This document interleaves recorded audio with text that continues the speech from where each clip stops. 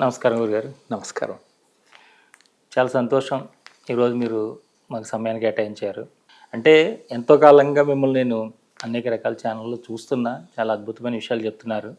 అంటే మీరు ఇంత సబ్జెక్టు చెప్పగలుగుతున్నారంటే మీరు ఏదో ఒక రకంగా ఈ ఆధ్యాత్మిక మార్గంలోకి లాగబడ్డారు.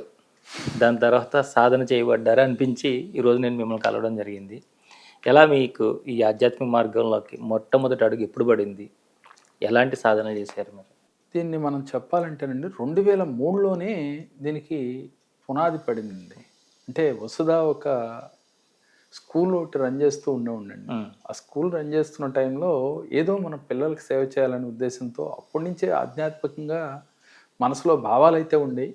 కానీ మనం చదువుకున్నాం, ఒక స్కూల్ రన్ చేసి భుక్తి కోసం ఏదో ఒకటి చేయాలి కాబట్టి చేస్తూ ఉన్నాం. ఈలోపు వివాహం అయింది. ఇద్దరం భార్యాభర్తలు ఇద్దరు కూడా స్కూల్ నడుపుతూ జీవన విధానాన్ని సాగిస్తున్నాం. కానీ ఎక్కడో అసంతృప్తి. ఈ అసంతృప్తి ఎందుకు, ఏం చేయాలి మనం అనేది తెలియదు.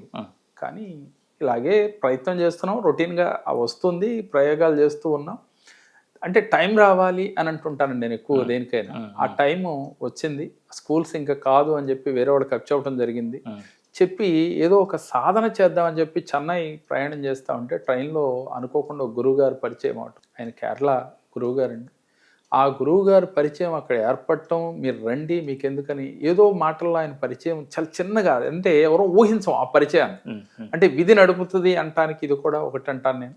అలా కేరళలో గురువాయూర్లో మన కృష్ణదేవరాయ ఆశ్రమం ఉంది కదండి, టెంపుల్, దాని వెనకాల బ్యాక్ సైడ్ ఆశ్రమం ఇది. అక్కడ ఈ విద్యను అభ్యసించడం జరిగింది. ఈ విద్య అంటే ఏ విద్య? కేరళ సంఖ్యా జ్యోతిష్యం అనే టైటిల్ ఈ రోజు పెట్టింది ఉండే అక్కడి నుంచే వచ్చింది. వాస్తవంగా ఫస్ట్ సంఖ్యాశాస్త్రము, ఆస్ట్రాలజీ అండి.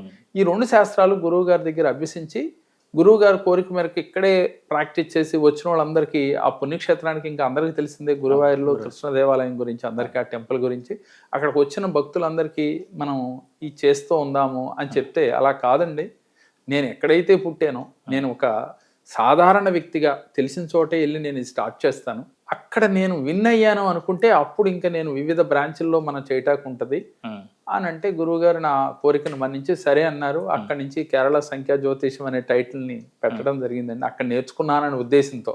నేను మాత్రం కంప్లీట్ ఆంధ్ర వాడిని, తెలుగు వాడిని. జనాలు చాలా మంది కేరళ అనగానే కేరళ వ్యక్తి ఏమని అనుకుంటూ ఉంటారు, కానీ వాస్తవంగా కాదు. అయితే ఇది గుడివాడలోనే ప్రప్రథమంగా మనం స్టార్ట్ చేసాం 2003 ఆ టైంలో.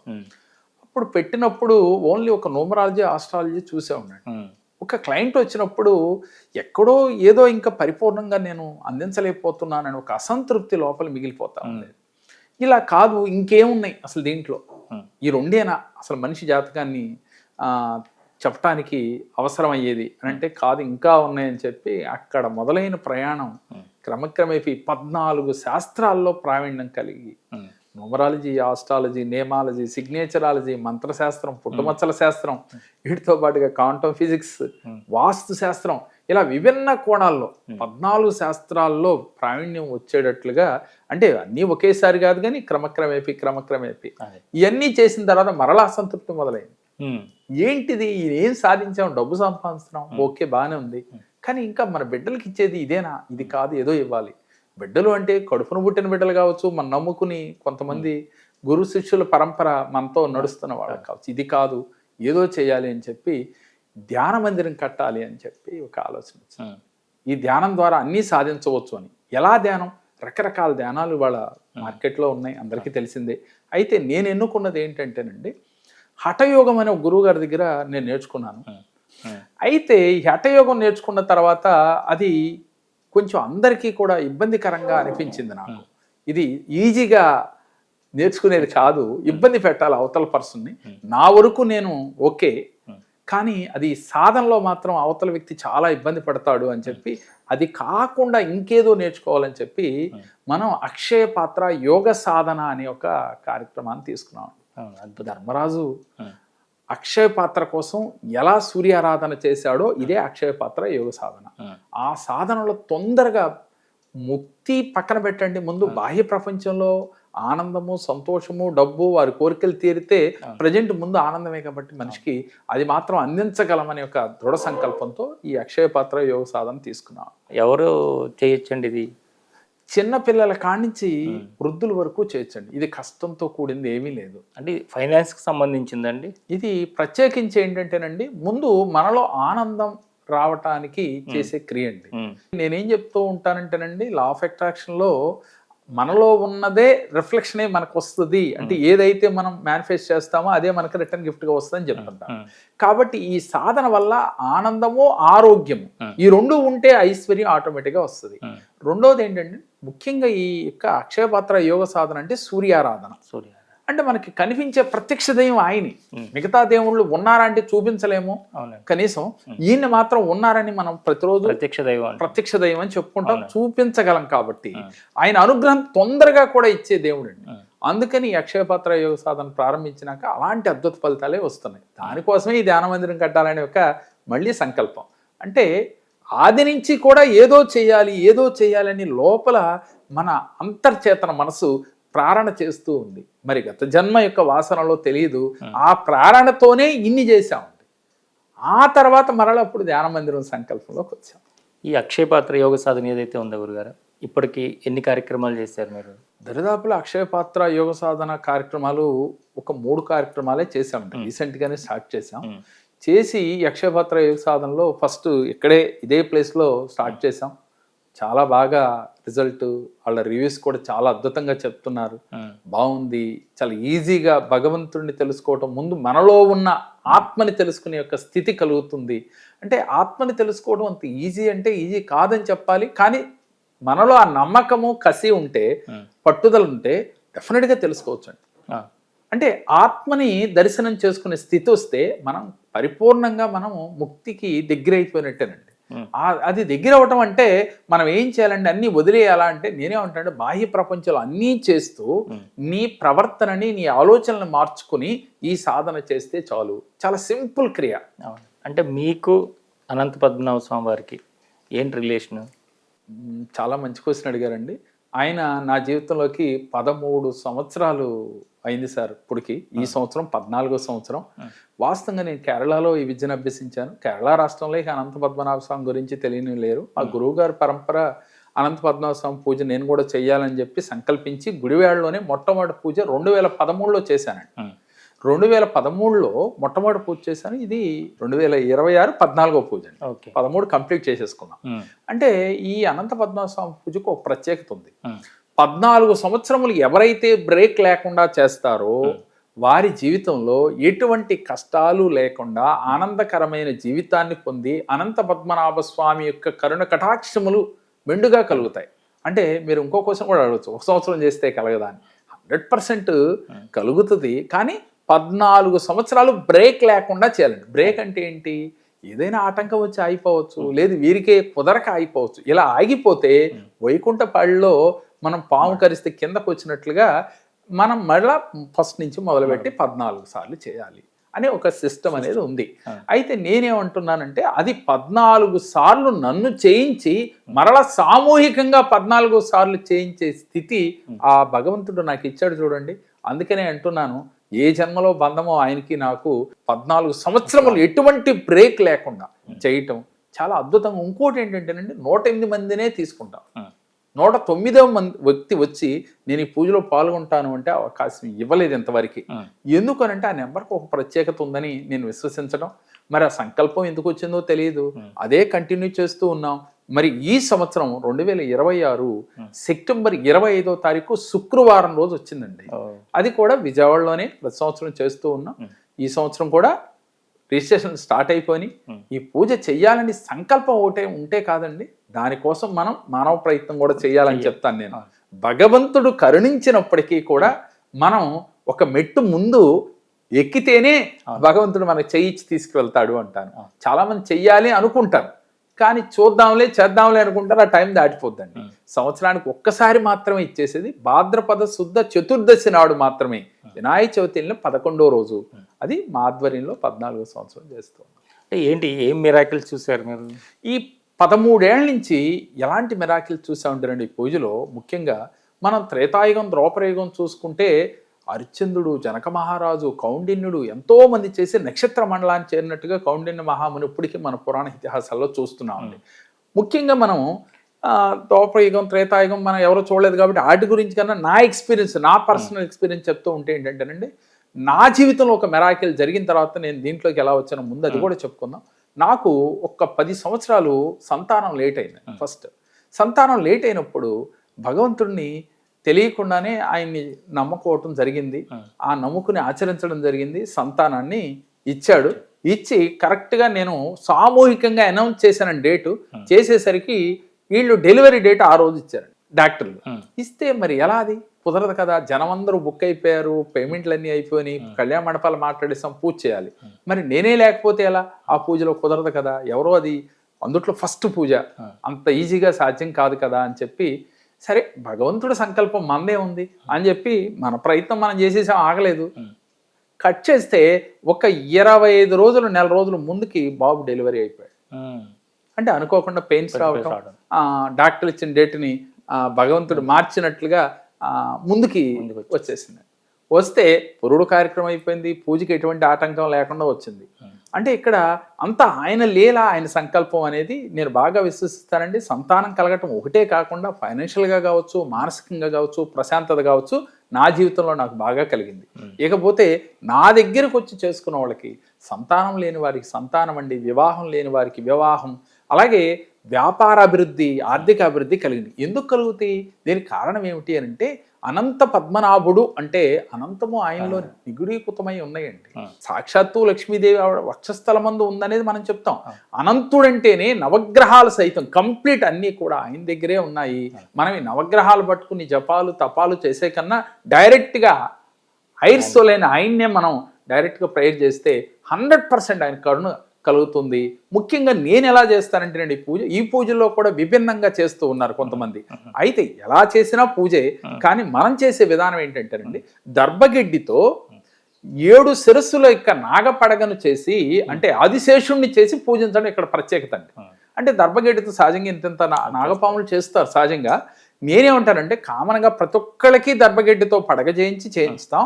అలాగే స్టేజ్ పైన 7 శిరస్సుల యొక్క నాగపాముని తయారు చేసి స్వయంగా 11 రోజుల నుంచి అదే ధ్యానంలో ఉండి ఆయన తయారు చేయడం జరుగుతుందండి. ఆ రోజు స్టేజ్ పైనకి వచ్చినప్పుడు నా ఒళ్ళే గగురు పొడుస్తుందండి ఆయన చూసి. నేనా, ఇది నేను కాదు, ఆయనే సృష్టించాడు, ఆయన నాతో చేయించాడు అంతే, కానీ చేసింది నేను కాదు. ఎందుకని, నాకు రాదండి అది. అలా చెయ్యాలనే థాట్ కూడా ఆయనే ఇచ్చి అలా చేయించుకుని ఆ పూజ అద్భుతంగా చేయించుకుంటాడండి. ముఖ్యంగా నాగదోషం, కాలసర్పదోషం, కుజదోషం, ఎటువంటి దోషములకైనా కూడా ఒకే ఒక్క పూజ శ్రీ అనంత పద్మనాభ స్వామి పూజ అండి.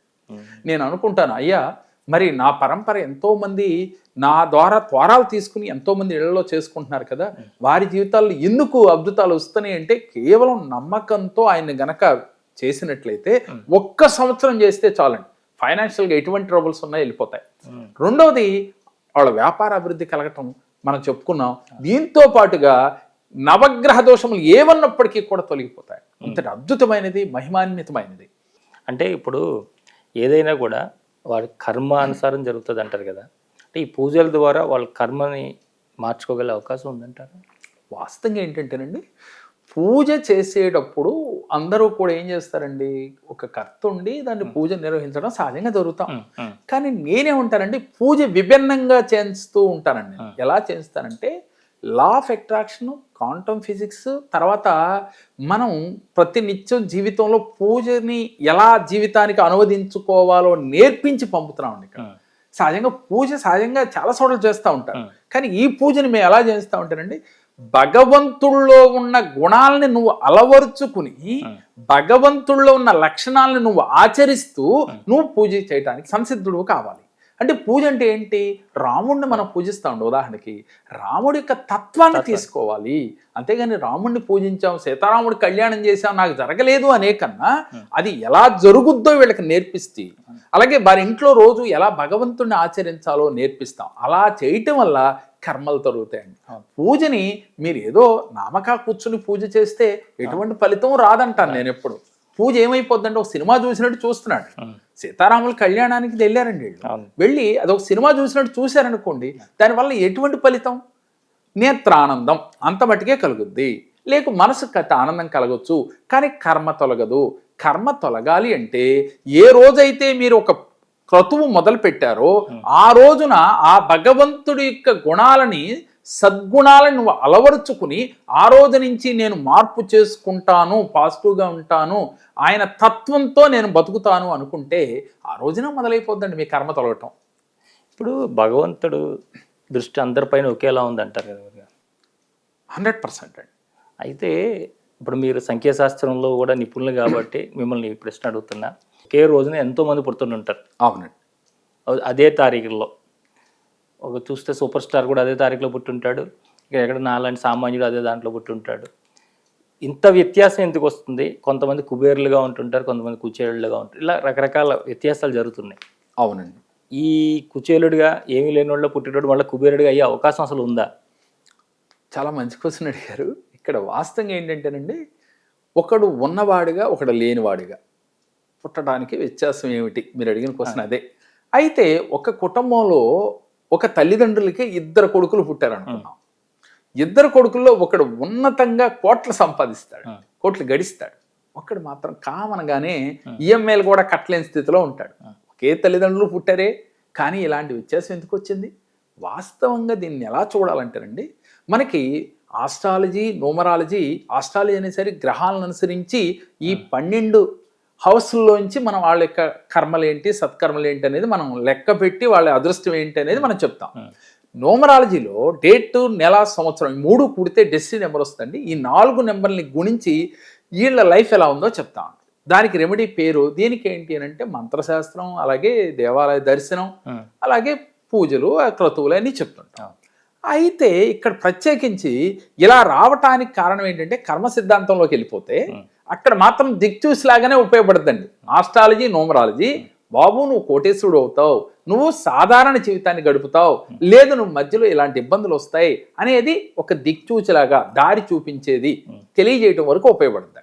దానికి తగ్గ రెమెడీ చేసుకోండి, బయటకు వస్తామని చెప్తాం. కానీ కర్మ సిద్ధాంతం ఏం చెప్తుందంటేనండి, పూర్వజన్మలో నువ్వు 100 మందికి పెట్టి ఉంటే ఈ జన్మలో అది మీరు తీసుకుని పుడతారు. మీరు పెట్టి ఉంటే ఈ జన్మలో తీసుకుని పుడతారు అని చెప్తుంది. పూర్వజన్మలో ఏం పెట్టారు? మీరు 100 మందికి దానం చేశారు, ధర్మం చేశారు. అందుకని ఈ జన్మలో మీరు దాన్ని వసూలు చేసుకుంటారు. ఎలా వసూలు చేసుకుంటారు? లాటరీ తగులుద్దా? లేదు. గనులు కానీ ఏదన్నా లంకి బిందులు దొరుకుతాయా అంటే చాలా మంది అపోహలు అలా ఉంటాయి. వాస్తవంగా ఏంటంటేనండి, ఏది దొరకాలన్నా దొరుకుతాయో దొరకవో పక్కన పెడితే మీరు కోటేశ్వరులు అవ్వటానికి మీరు ఆలోచించే విధానం చాలా ముఖ్యమని చెప్తాను. కానీ కర్మ సిద్ధాంతం మీరు దాచిపెట్టారని చెప్తున్నాం కదా, అందుకని వసూలు చేసుకోవటానికి ద్వారాలు తెరుచుకుని ఉంటాయి. ఈ ఆస్ట్రాలజీ, న్యూమరాలజీ చెప్పేది అదే. అలాగే వీరు చేసిన కర్మ యొక్క ఫలితంగా ఇప్పుడు రావచ్చు, లేటుగా రావచ్చు, మిగిలిన వాడికి, రెండో వాడికి, లేక రాకపోవచ్చు, సాధారణ జీవితం రావచ్చు. నేనేమంటానంటేనండి, మరి అదృష్టం దాచిపెట్టుకుని పూర్వజన్మలో 10 మందికి పెట్టిన వ్యక్తి కూడా ఈ జన్మలో మీరు కర్మ చేయిందే అది అందుకునే స్థితి రాదు కదా. మీరు అడిగిన క్వశ్చన్ 100% కరెక్టే. కానీ వాడి ఆలోచన ఎలా ఉంది? చిన్నప్పటి నుంచి నేను పాజిటివ్గా ఎదగాలి, నేను అనుకున్నది సాధించాలని విద్యలో బాగా చదువుతాడు, విద్య పూర్తి చేసుకుంటాడు, తర్వాత పాజిటివ్గా ఉంటాడు, అంచెలంచెలుగా ఎదగటం ప్రారంభిస్తాడు. ఇతను ఏం చేస్తాడు? రెండోవాడు ఇది చాలే, ఇది చాలే అని సరిపెట్టుకునే తత్వంలో ఉంటాడు.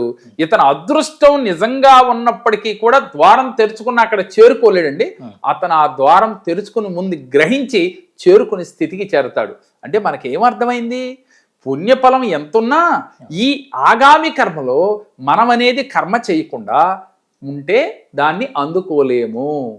కోటేశ్వరుడైనా లేక బికారైనప్పటికీ కూడా ఎన్ని మేడలు కట్టినా, మెద్దులు కట్టినా మన వెనకాల ఏది రాదు అని మన పెద్దలు తెలియజేస్తుంటారు. వచ్చేది ఏంటంటే బతికున్నంత బట్టికి శరీరానికి సుఖాలను ఇవ్వటానికేనండి. కానీ మరో జన్మ అంటూ ఉంది. ఆ జన్మకి పుణ్యాన్ని మనం తెచ్చుకోవాలి అంటే మనం చేసే దానం, మనం చేసే ధర్మం. అందుకనే ఇది గ్రహించి జేకేఆర్ జై సాయి చారిటబుల్ ట్రస్ట్ అనేది స్థాపించి ఇన్నాళ్ళు భార్య కోసం, బిడ్డల కోసం, తల్లిదండ్రుల కోసం బతికేశాం కదా, 10 మందికి మంచి చెబుతున్నాం, పుణ్యమే. కానీ ఇంకేం చేయాలి అని ఒక దాంతో ఈ చారిటబుల్ ట్రస్ట్ ప్రారంభమైంది. ఎందుకనంటే ఈ జన్మకి సుఖాలు అనిపిస్తున్నాం, మరు జన్మకు కూడా ఉండాలిగా. చాలా మందిలో సందేహం కూడా వస్తుంది, మరు జన్మ మనం చూసామా అని.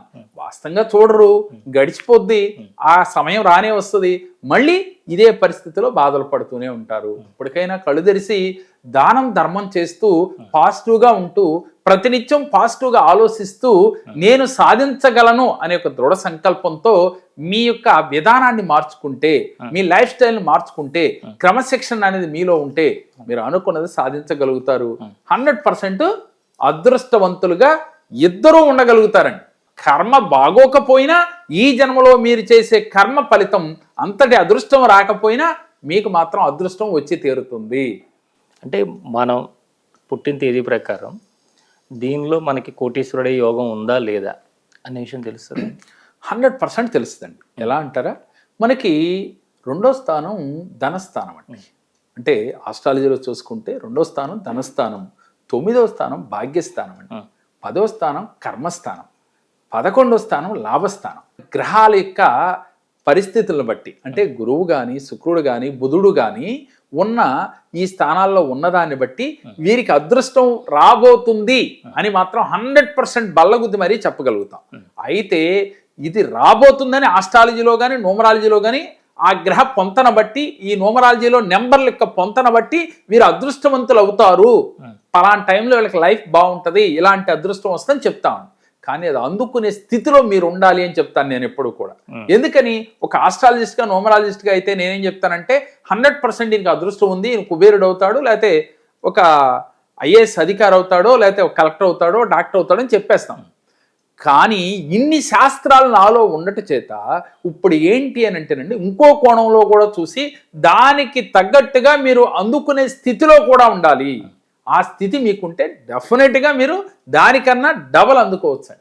అంటే అందులో చూసినప్పుడు లేకుండా పుట్టుంటే మీరు ఏదైనా దాంట్లో చేంజెస్ చేసి వాళ్ళకి ఆ యోగం వచ్చేలా చేసే అవకాశం ఉందండి? చేయొచ్చు. దీనికి ఎలా అంటేనండి, పూర్వజన్మలో కర్మశాస్త్రం ప్రకారం పుణ్య ఫలితాన్ని బట్టి ఈ జన్మాని ఇందాక మనం ఒక క్వశ్చన్కి ఆన్సర్ చెప్పుకున్నాం. సరే, పూర్వజన్మలో ఎటువంటి పుణ్యకర్మలు లేవు, కాసేపు మనం అనుకుందాం, అది పాపకర్మలే ఉన్నాయి. ఆ కర్మలు ఏం చేస్తాయి అంటేనండి పరీక్ష పెడతా ఉంటాయి. బాధలు, ఆర్థిక కష్టాలు, అనారోగ్య సమస్యలు, ఎప్పుడు ఏదో ఒక టెన్షన్. ఇలా ఉన్నప్పుడు వీళ్ళకి ఏమనిపిస్తుంది, నా జీవితం ఇంతే, నేనేమీ సాధించలేను, నేను ఎందుకు పనికిరాను, ఇలా ఆలోచించడం అనేది సహజంగా జరుగుతుంది. ఇలా జరిగినప్పుడు వీరికి అదే మేనిఫెస్టేషన్ జరుగుద్దండి. ఇప్పుడు వీళ్ళకి నేనేం చెప్తానంటానండి, న్యూమరాలజీలో కరెక్షన్ ఇస్తాను, ఆస్ట్రాలజీలో ఏ కర్మల వల్ల ఎలాంటి ఇబ్బందులు పడుతున్నారో తెలియచేసి దాని నుంచి బయటపడే మార్గం ఏంటంటేనండి పుణ్యక్షేత్ర దర్శనం, అలాగే ధ్యానం. ధ్యానంతో పాటుగా పాజిటివ్గా మాట్లాడటం, పాజిటివ్గా ఆలోచించటం. రెండవది, ముందు నిన్ను నువ్వు తెలుసుకో.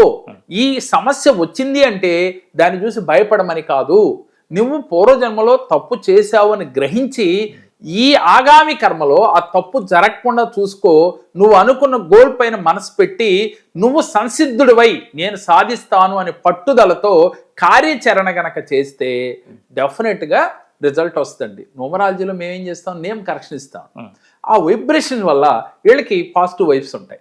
ఆస్ట్రాలజీలో మంత్రశాస్త్రం, మంత్రాలు ఇస్తాము, అలాగే దేవాలయాల దర్శనాలు చెప్తాం, పూజలు క్రతువులు చెప్తాం.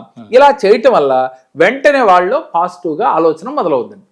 ఏదైనా ఆగామి కర్మలో అంటే జరిగే కర్మలో మీ మనస్తత్వాన్ని మార్చుకుంటే, మీరు పాజిటివ్గా ఉంటే, మీరు డెఫినెట్గా గత జన్మ కర్మ బాగోకపోయినా, నెగిటివ్ కర్మ ఉన్నా ఈ జన్మలో మీరు విజేతగా ఎదగవచ్చు.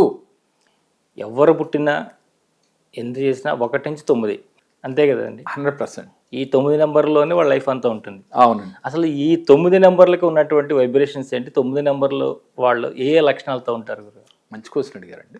వాస్తవంగా 1వ నెంబరు రవి నెంబర్ అంటామండి. 1, 10, 19 అలాగే 28 ఈ నెంబర్లు అందరికీ తెలిసిందే. ఇది రవి నెంబరు. ఇది చాలా అద్భుతమైన నెంబర్ అండి. ఎలా అంటే సూర్యతత్వం, రవి అంటే సూర్యుడు. ఈ సూర్యుడు ఏంటి అని అంటేనంటే 10 మందికి వెలుగునిచ్చి 10 మందికి సేవ చేయడం ఆయన పని. ఆయన ఏమో నిస్వార్థంతో ఉంటాడు. కానీ 1వ నెంబర్లో పుట్టిన వాళ్ళందరూ అలాగే ఉంటారా? సహజంగా మీరు ఆ క్వశ్చన్ కూడా అడిగేసి ఈ పాటికి. అంటే 100% అందరూ ఉంటారని చెప్పను. ఈ కాంబినేషన్ బట్టి డిఫరెంట్ మైండ్, అంటే పుట్టిన తేదీ నెలను బట్టి కూడా మైండ్ సెట్ మారుతుంది ఇక్కడ. అయితే ఈ నెంబర్ గురించే మనం మాట్లాడుకుంటే సహజంగా ఇది అందరికీ 100% వర్తించకపోయినా 50% వర్తిస్తుంది. జనరల్గా మనం చెప్పుకుంటే టాపిక్ ఎలా ఉంటుంది అంటే వీళ్ళు క్వాలిటీ ఎక్కువ కోరుకుంటారండి, క్వాంటిటీ కాదు. తినే ఆహారం కానించి అన్ని కూడా ఇల్లంతా నీట్గా ఉండాలి, ఎక్కువగా ఇలాంటి మనస్తత్వం కలిగి ఉంటారు. గవర్నమెంట్ జాబులు ఎక్కువగా చేయాలనే సంకల్పాలతో ఎక్కువ ఉంటారు. అలాగే జాబుల్లో కూడా ఉంటారు. ఈ 1వ నెంబరు చాలా అద్భుతమైన నెంబర్ అండి. కాకపోతే ఏంటంటే ఈ 1వ నెంబర్లో కొంచెం కోపం ఎక్కువ ఉంటుంది, దురుస్వభావం ఉంటుంది. అయితే ఈ నెంబర్లో పుట్టిన వాళ్ళు 5వ నెలలో పుట్టారనుకోండి మహా అద్భుత ఫలితాలు వస్తాయి. అదే 8వ నెంబర్లో పుట్టారనుకోండి వీరు గవర్నమెంట్ జాబ్ చేయాలనే సంకల్పం ఉంటుంది కానీ ఏదో ఒక రూపేణా బ్రేక్ అయిపోయి ఇలా అంటే పక్కనున్న నెంబర్ కాంబినేషన్ బట్టి ఫలితాలు అప్ అండ్ డౌన్స్ వస్తూ ఉంటాయి. ఎందుకంటే మనం ఈ వీడియో చూడగానే సార్ మీరు 1వ నెంబర్లో చెప్పారు నాకు గవర్నమెంట్ జాబ్ రాలేదని మన ప్రేక్షకుడు కంగారు పడుతుంటాడు. వాస్తవంగా ఇది పర్సనల్గా చూసినప్పుడు ఇంకా మరింత డెప్త్కి వెళ్తుంది. ఇకపోతే 2వ నెంబరు, ఈ 2వ నెంబరు చంద్రుడు యొక్క నెంబర్ అండి. చంద్రుడు మనసుకు కారకుడు, మనసుకు కారకుడు కాబట్టి ఈ 2వ నెంబరు 11వ నెంబరు 20, 29 నెంబర్లు ఎవరు పుట్టినప్పటికీ కూడా సహజంగా వీళ్ళ ఆలోచనలు ఎలా ఉంటాయి అంటేనండి అన్నీ చేయాలి అని ఉంటుంది, ఫ్రీగా ఉంటారు, మంచి వాక్చాతుర్యం కలిగి ఉంటారు. అలాగే మెడికల్ రిప్రజెంటేటివ్గా కూడా ఎక్కువగా ఉండే అవకాశాలు ఎక్కువగా ఉన్నాయి. వీళ్ళు మార్కెటింగ్ రంగంలో బాగా రాణిస్తారు. MBA ఇలాంటివి చేసినట్లయితే మార్కెటింగ్లో బాగా అద్భుతంగా రాణిస్తారు. ఇకపోతే ఈ 2వ నెంబర్లో ప్రత్యేకించి లవ్ జోలికి వెళ్ళకూడదండి. లవ్లో పడే అవకాశాలు కూడా ఎక్కువ ఉంటాయి. ఎందుకు? మనసు కోతి కాబట్టి మనసు ఎప్పుడు వీళ్ళకి చంచలంగా ఉంటుంది, మంచి వాక్చాతుర్యం ఉంటుంది, మంచి మాటకారులుగా ఉంటారు, కానీ భయం ఎక్కువ ఉంటుంది. ఇది ఈ 2వ నెంబర్కి. అయితే ఇంకా మనం డెత్కి వెళ్తే ఎలా ఉంటుంది అంటేనంటే 2వ నెంబర్లో పుట్టిన వాళ్ళకి ఒకలాంటి మనస్తత్వం ఉంటుంది, 11వ నెంబర్లో పుట్టిన వాడికి ఇంకోలాంటి మనస్తత్వం ఉంటుంది. ఎందుకని? 2 అంటే 2వ నెంబరే, 11 అంటే 1 కలిసింది కాబట్టి వాళ్ళ మనస్తత్వం కొంచెం భిన్నంగా ఉంటుంది. 3వ నెంబరు గురుతత్వం అండి. ఇది గురువు యొక్క నెంబరు. ఆస్ట్రాలజీలో మనం గురువుగా చెప్తాం 3వ నెంబర్ న్యూమరాలజీలో. ఈ 3 అలాగే 12, 21, 30 ఇవన్నీ కూడా 3వ నెంబర్లో పుట్టిన వాళ్ళు. వీళ్ళు ఏంటంటేనండి సాఫ్ట్గా ఉంటారు, చదువులో బాగా రాణిస్తారు. అలాగే వీళ్ళు అనుకున్న దాన్ని కొంచెం స్లోగా ఉంటుంది కానీ డెఫినెట్గా ఉన్నత భావాలు కలిగి ఉంటారు, పాజిటివ్గా ఉంటారు. ముఖ్యంగా టీచర్లుగా, స్కూల్ టీచర్లుగా ఇలాంటివి ఎక్కువ ఉంటాయండి. అలాగే దానం ధర్మం చేయాలి, 10 మందికి వాళ్ళు సహాయ సహకారాలు అందించాలి, ఎక్కువగా మాట సహాయం చేయాలి అనే ఆలోచనతో ఎక్కువ ఉంటారు. ఇకపోతే 4వ నెంబరు, ఈ 4వ నెంబర్లో పుట్టిన వారు రాహు నెంబర్ అండి. ఈ రాహు నెంబర్ కాబట్టి ఈ 4 అంటేనే సహజంగా ఎలా ఉంటుంది అంటేనండి ఇప్పుడు ప్రజెంట్ ట్రెండ్ అవుతున్న ఇంటర్నెట్లు కూడా ఈ రాహుమాయతోనే నడుస్తున్నాయి. కాబట్టి ఈ రాహుమాయ అనేది కలిమాయలో ఎక్కువగా ఇమిడి ఉంటుంది. కాబట్టి ఈ 4వ నెంబర్లో పుట్టిన వాళ్ళు మాటల్లో మాంత్రికుడిగా ఉంటారు, బిజినెస్ రంగంలో బాగా రాణిస్తారు. అలాగే ముఖ్యంగా మెడికల్ షాపులు ఇలాంటి ఏది చేసినప్పటికీ కూడా బాగా సక్సెస్ అవుతారు. కాకపోతే ఏంటంటేనండి వీళ్ళు ఆలోచన సరిగా ఉండాలి, ఫస్ట్ నుంచి ఒక క్రమశిక్షణ ఉండాలి, ఒక నియమ నిబంధన ప్రకారం నడుచుకుంటే అనుకున్నట్టుగా సాధించగలుగుతారు. కానీ వీళ్ళ జీవితంలో 10th, ఇంటర్మీడియట్ డిగ్రీల్లో తెలియకుండా లవ్లో పట్టడం, అలాగే ఫ్రెండ్స్తో ఎక్కువగా గడపటం, కొంతమంది ఇలా డివేట్ అవుతుంటారు. ఈ రెండింటిని కరెక్ట్ చేసుకుని లైఫ్ని కనుక పాజిటివ్గా దృక్పథంతో ఒక క్రమశిక్షణ ప్రకారం నడిపిన వాళ్ళకి రాహు నెంబర్ చాలా అద్భుతంగా ఉంటుందండి. 4వ నెంబరు వాళ్ళ జీవితాల్లో అద్భుత ఫలితాలు వస్తాయి. మళ్ళీ ఇదే 4వ నెంబరు 7వ నెలలో కనుక పుడితే మళ్ళీ డిఫరెంట్ ఫలితాలు ఉంటాయి. 4కు ఒక నెంబర్ ఉంటుందండి, 22కి ఒకలాంటి ఫలితాలు ఉంటాయి. అది ప్రేక్షకులు గమనించాలి. ఇకపోతే 5వ నెంబరు, ఇది మిడిల్ నెంబర్, చాలా అద్భుతమైన నెంబర్ అండి. ఇది బుధతత్వం నెంబర్ అంటారు, బుధుడు యొక్క నెంబర్ అంటాం. అయితే సహజంగా 5వ నెంబర్లో పుట్టిన వాళ్ళు ఎవరినైనా కూడా మనకి ఎలా చేస్తారంటే కమాండ్ చేసే నెంబర్ అండి. ఈ 5 చాలా అద్భుతమైన నెంబరు, ఫ్రెండ్లీ నెంబరు. అలాగే కాకపోతే ఏమవుతుందంటే ఈ 5వ నెంబర్లో పుట్టిన వాళ్ళు వ్యాపారం చేయాలని ఎక్కువ దృక్పథంతో ఉంటారు. జాబులు చేసేవాళ్ళు ఉంటారు, జాబ్ చేస్తూ కూడా వాళ్ళ మనసులో ఎక్కువగా వ్యాపారం చేయాలి ఇలాంటి ఆలోచనలు తరచూ వస్తూ ఉంటాయి. ఏది ఏమైనా 5వ నెంబర్ కూడా ఇది ఒక మాస్టర్ నెంబర్గా చెప్పాలి. కాకపోతే ఈ 5వ నెంబర్లో ఒక మైనస్ ఏంటంటే 6వ నెలలో కనుక పుట్టి ఉన్నారనుకోండి, అంటే జూన్లో కనుక పుట్టి ఉన్నారనుకోండి విభిన్న ఫలితాలు ఉంటాయి. ఎందుకంటే జీవితాన్ని కొన్నిసార్లు తనకు తానే కూల్చుకుంటా ఉంటారు. అంటే అది తెలియనికుండానే అండి, వాళ్ళు పాపం మంచిగానే ఉంటారు కానీ వాళ్ళ తెలియకుండానే వేరే రూట్లోకి వెళ్ళిపోతారు. రెండోది ఏంటంటే వీళ్ళు ఏది సాధించాలి అన్నా ఏది మాట్లాడాలన్నా కొంచెం నిదానంగా ఆచితూచి అడుగులు వేస్తారు ఫస్ట్ నుంచి. అది వాళ్ళకి 100% సక్సెస్ బాటలో హెల్ప్ అవుతుంది. వాళ్ళ తత్వం కూడా అలాగే ఉంటుంది, తొందరపడుతనం ఉండదు. కానీ దీనికి విభిన్నంగా ఉన్నప్పుడు మాత్రం పూర్తిగా విభిన్న ఫలితాలు వస్తాయి. ఇందాక మనం చెప్పుకున్నట్టుగా 5వ నెంబర్లో 14కి ఒకలాంటి ఫలితాలు ఉంటాయి. ఇది మాత్రం ప్రేక్షకులు గమనించాలి. 23కి మరో లాంటి ఫలితాలు ఉంటాయి. టోటల్గా అయితే 5కి కామన్ ఫలితాలు నేను చెప్పేది, కానీ కొంచెం డిఫరెంట్గా ఫలితాలు కొన్ని చేంజ్ అవుతూ ఉంటాయి. ఇకపోతే 6వ నెంబర్లో పుట్టారు. ఈ 6వ నెంబర్లు అంటే 15, 6, 15, 24 ఇవన్నీ కూడా 6వ నెంబర్లో పుట్టిన జాతకాలే. కాకపోతే ఈ 6వ నెంబర్ శుక్రతత్వం అండి, శుక్రుడు అని చెప్పుకుంటాం. వీళ్ళు సినిమా ఫీల్డ్, అలాగే మనలాగా ఈ టీవీ ఛానల్స్, యూట్యూబ్ ఛానల్స్ ఇలాంటి వాటిలో ఎక్కువ ఇంట్రెస్ట్ అవుతారు, కళల పట్ల ఎక్కువ ఇంట్రెస్ట్ కలిగి ఉంటారు. అలాగే వీళ్ళకి ప్యాషన్ మీద ఎక్కువ మోజు ఉంటుంది, డ్రెస్ సెన్స్ ఉంటుంది, అలాగే ప్రతిదీ కూడా అందం మీద ఎక్కువ ఇంట్రెస్ట్ ఉంటుంది. అలాగే వీళ్ళు కష్టపడితే విజయాన్ని సాధిస్తారు. కాకపోతే ఏంటంటే వీళ్ళు కూడా మనకి శుక్రతత్వం అనగానే మన అస్ట్రాలజీ చెప్పుకున్నప్పుడు 2 విభిన్న అభిప్రాయాలు ఉంటాయి. రెండో కోణంలోకి వెళ్తే కొంత జీవితాన్ని పాడు చేసుకునే పరిస్థితి ఉంటుంది. కానీ 100% 6వ నెంబర్లో పుట్టిన వాళ్ళు కనుక పాజిటివ్గా ఉంటూ మంచి లక్షణాలు కలిగి పాజిటివ్ తత్వంతో కనుక వీళ్ళు ముందుకెళ్తే వీళ్ళు కూడా అద్భుత ఫలితాలే సాధిస్తారు.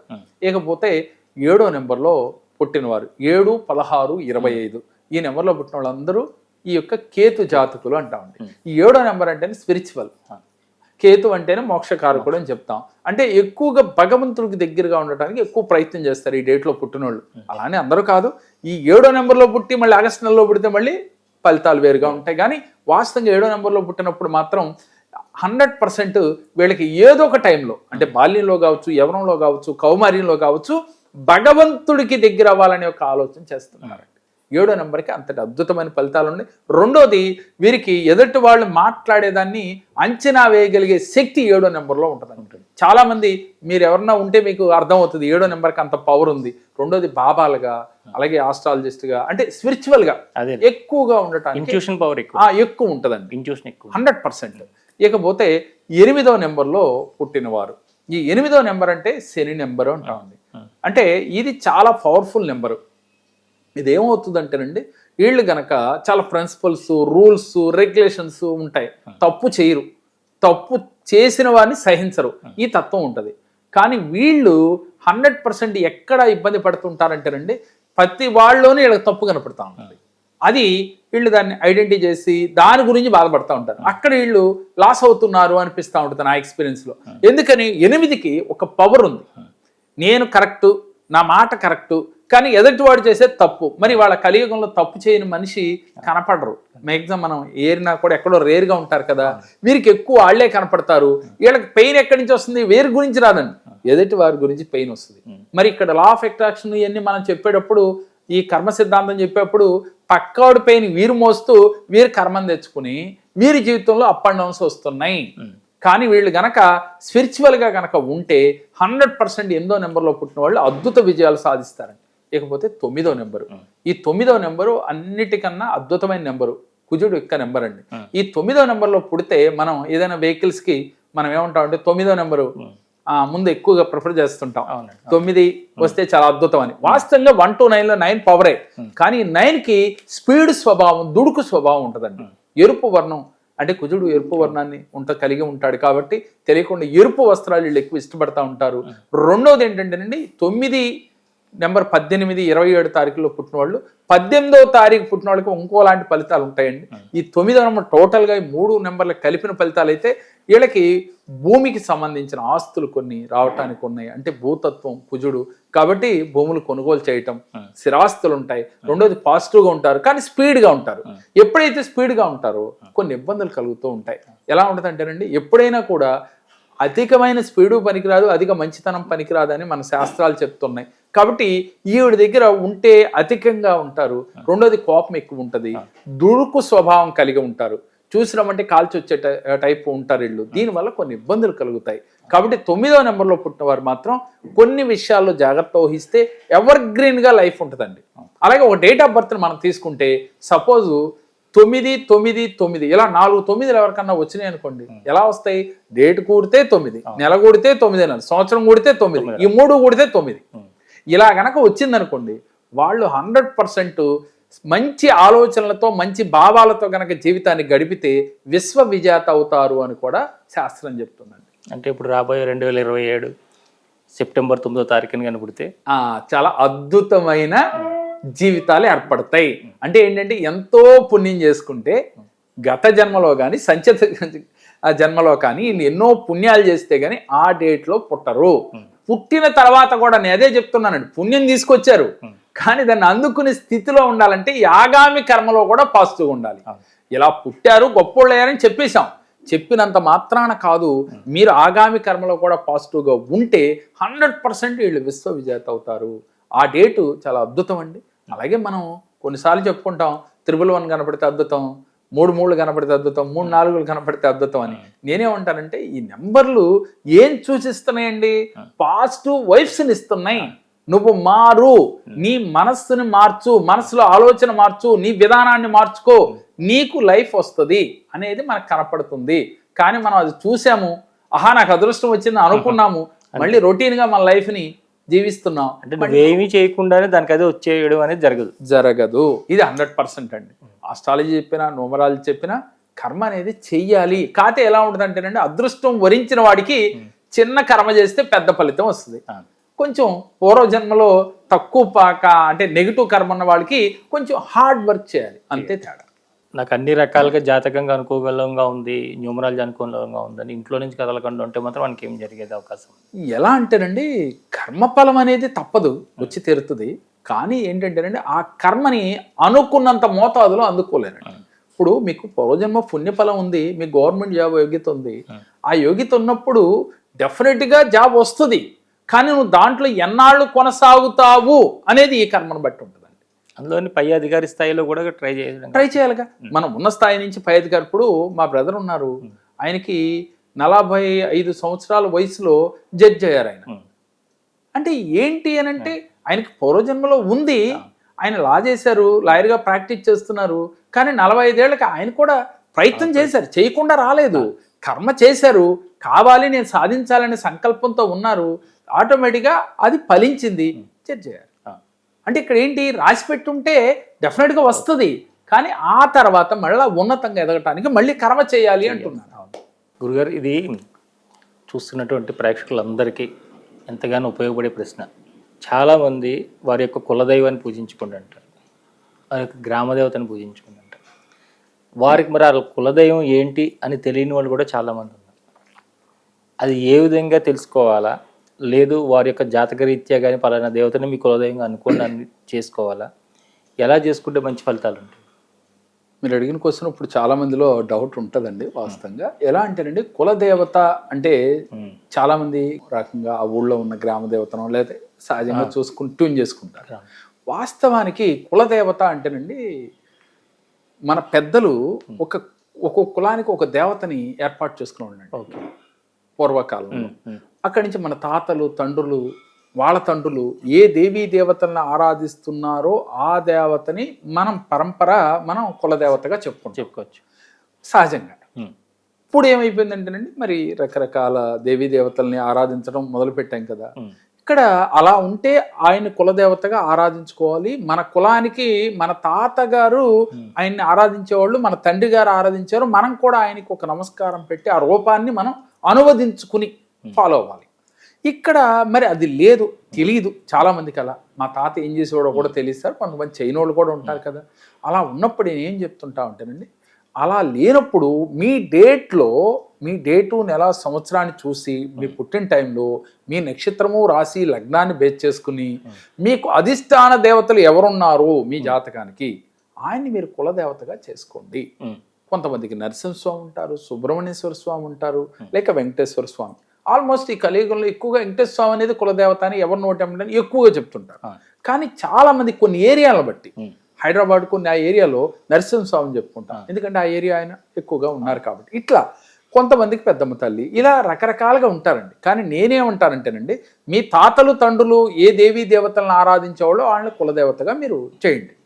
ఎందుకనండి, అసలు ఈ కులదేవత అనే ప్రస్తావన ఎందుకు వచ్చిందంటేనండి, పూర్వంలో రోజు పూజలు చేసేవాళ్ళు చాలా అరుదుగా ఉండేవాళ్ళు.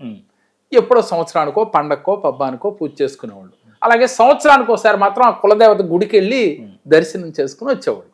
అందువల్ల వాళ్ళ కులదేవతగా మారిపోయింది. ఇప్పుడు నేనేమంటానంటే, ఆ కులదేవతను ఆరాధించండి. దీంతో పాటు ఒకవేళ మీకు తెలియకపోతే మీ చార్ట్ ప్రకారం, మీ యొక్క ఆస్ట్రాలజీ ప్రకారం కానీ న్యూమరాలజీ ప్రకారం కానీ మీ దేవతలు అంటే మీ గ్రహాలకి ఏదైతే ఏ గాడ్ని అయితే ఆరాధిస్తే మీకు అద్భుత ఫలితాలు వస్తాయి, ఆయన ద్వారా మీరు ఫలితాలను పొందొచ్చు.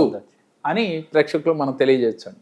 అంటే మీరు ఈ సాధనా మార్గంలో ముందుకెళ్తున్నప్పుడు ఎక్కువగా అంటే భక్తి మార్గంలో మళ్ళీ ఈ శాస్త్ర మార్గంలో మీరు జ్యోతిష్యం తీసుకున్నారు, సంఖ్యాశాస్త్రం మీద పట్టు సాధించారు. ఇవన్నీ చేస్తుండగా ఆధ్యాత్మిక మార్గంగా నువ్వెవరో తెలుసుకో అనేది ఒక మెయిన్ పాయింట్గా మనం పెట్టుకుని దాని చుట్టూరు మన ప్రయత్నం జరుగుతూ ఈ ఆధ్యాత్మిక మార్గంలో మనం ఈ కోటను నిర్మించుకుని వెళ్తుంటాం.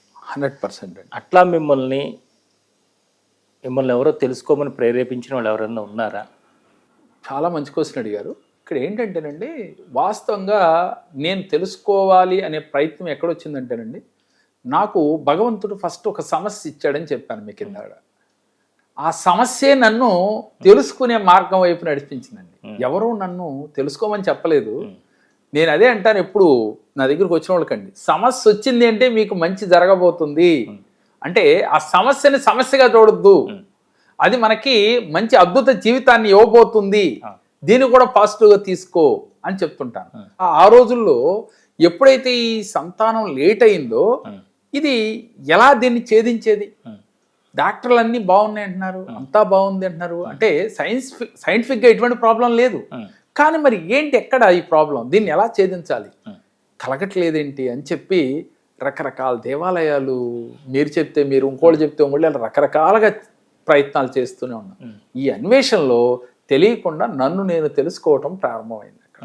అసలు నువ్వు ఏంటిది, ఈ సృష్టి ఏంటి, ఎందుకు ఇలా లేట్ అవుతుంది, కారణం ఏంటి, కర్మ ఏమిటి, ఈ ప్రయత్నంలోనే నాకు ఈ జ్ఞానం అనేది అలవాటు చేసుకోవడం, ఒక ఆలోచన కలగటం, మళ్ళీ యాదృచ్ఛితంగా ఈ యూనివర్స్ నన్ను తీసుకెళ్లి గురువును పరిచయం చేయటం, ఆ గురువు గారి బోధనతో మనం ఈ యొక్క విద్యను అభ్యసించడం, ఆ విద్య నుంచి తర్వాత వన్ బై వన్ ఇవాళ 14 శాస్త్రాలతో పాటుగా అసలు నేనెవరు, అసలు నేను ఎందుకు వచ్చాను, నేనేం చేయాలి అనేది ప్రతి సెకను నా ఆలోచన సరళిని నేను మార్చుకుంటూ వచ్చానండి. అది నేను మార్చుకోలేదండి, ఒక సమస్య రావటం, ఆ సమస్యలోంచి దాని యొక్క మర్మాన్ని తెలుసుకుని ఎందుకు ఈ సమస్య వచ్చింది, నేనేం చేయాలి, ఈ సమస్య రావడానికి కారణం పూర్వజన్మలో నేను ఏదో చేసుంటా, ఈ సమస్య వచ్చింది, దీని నుంచి బయటపడే మార్గం ఏంటి. వాళ్ళ చారిటబుల్ ట్రస్ట్ పెట్టినా ఆలోచనించే వచ్చిందండి, వాళ్ళ ధ్యాన మందిరం కట్టాలని కూడా దాని నుంచి వచ్చిందండి ఆలోచన.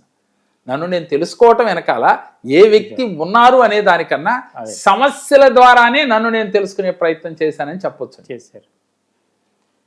ఎప్పుడైనా మీరు మీ ఆత్మ చెప్పింది విన్నారా?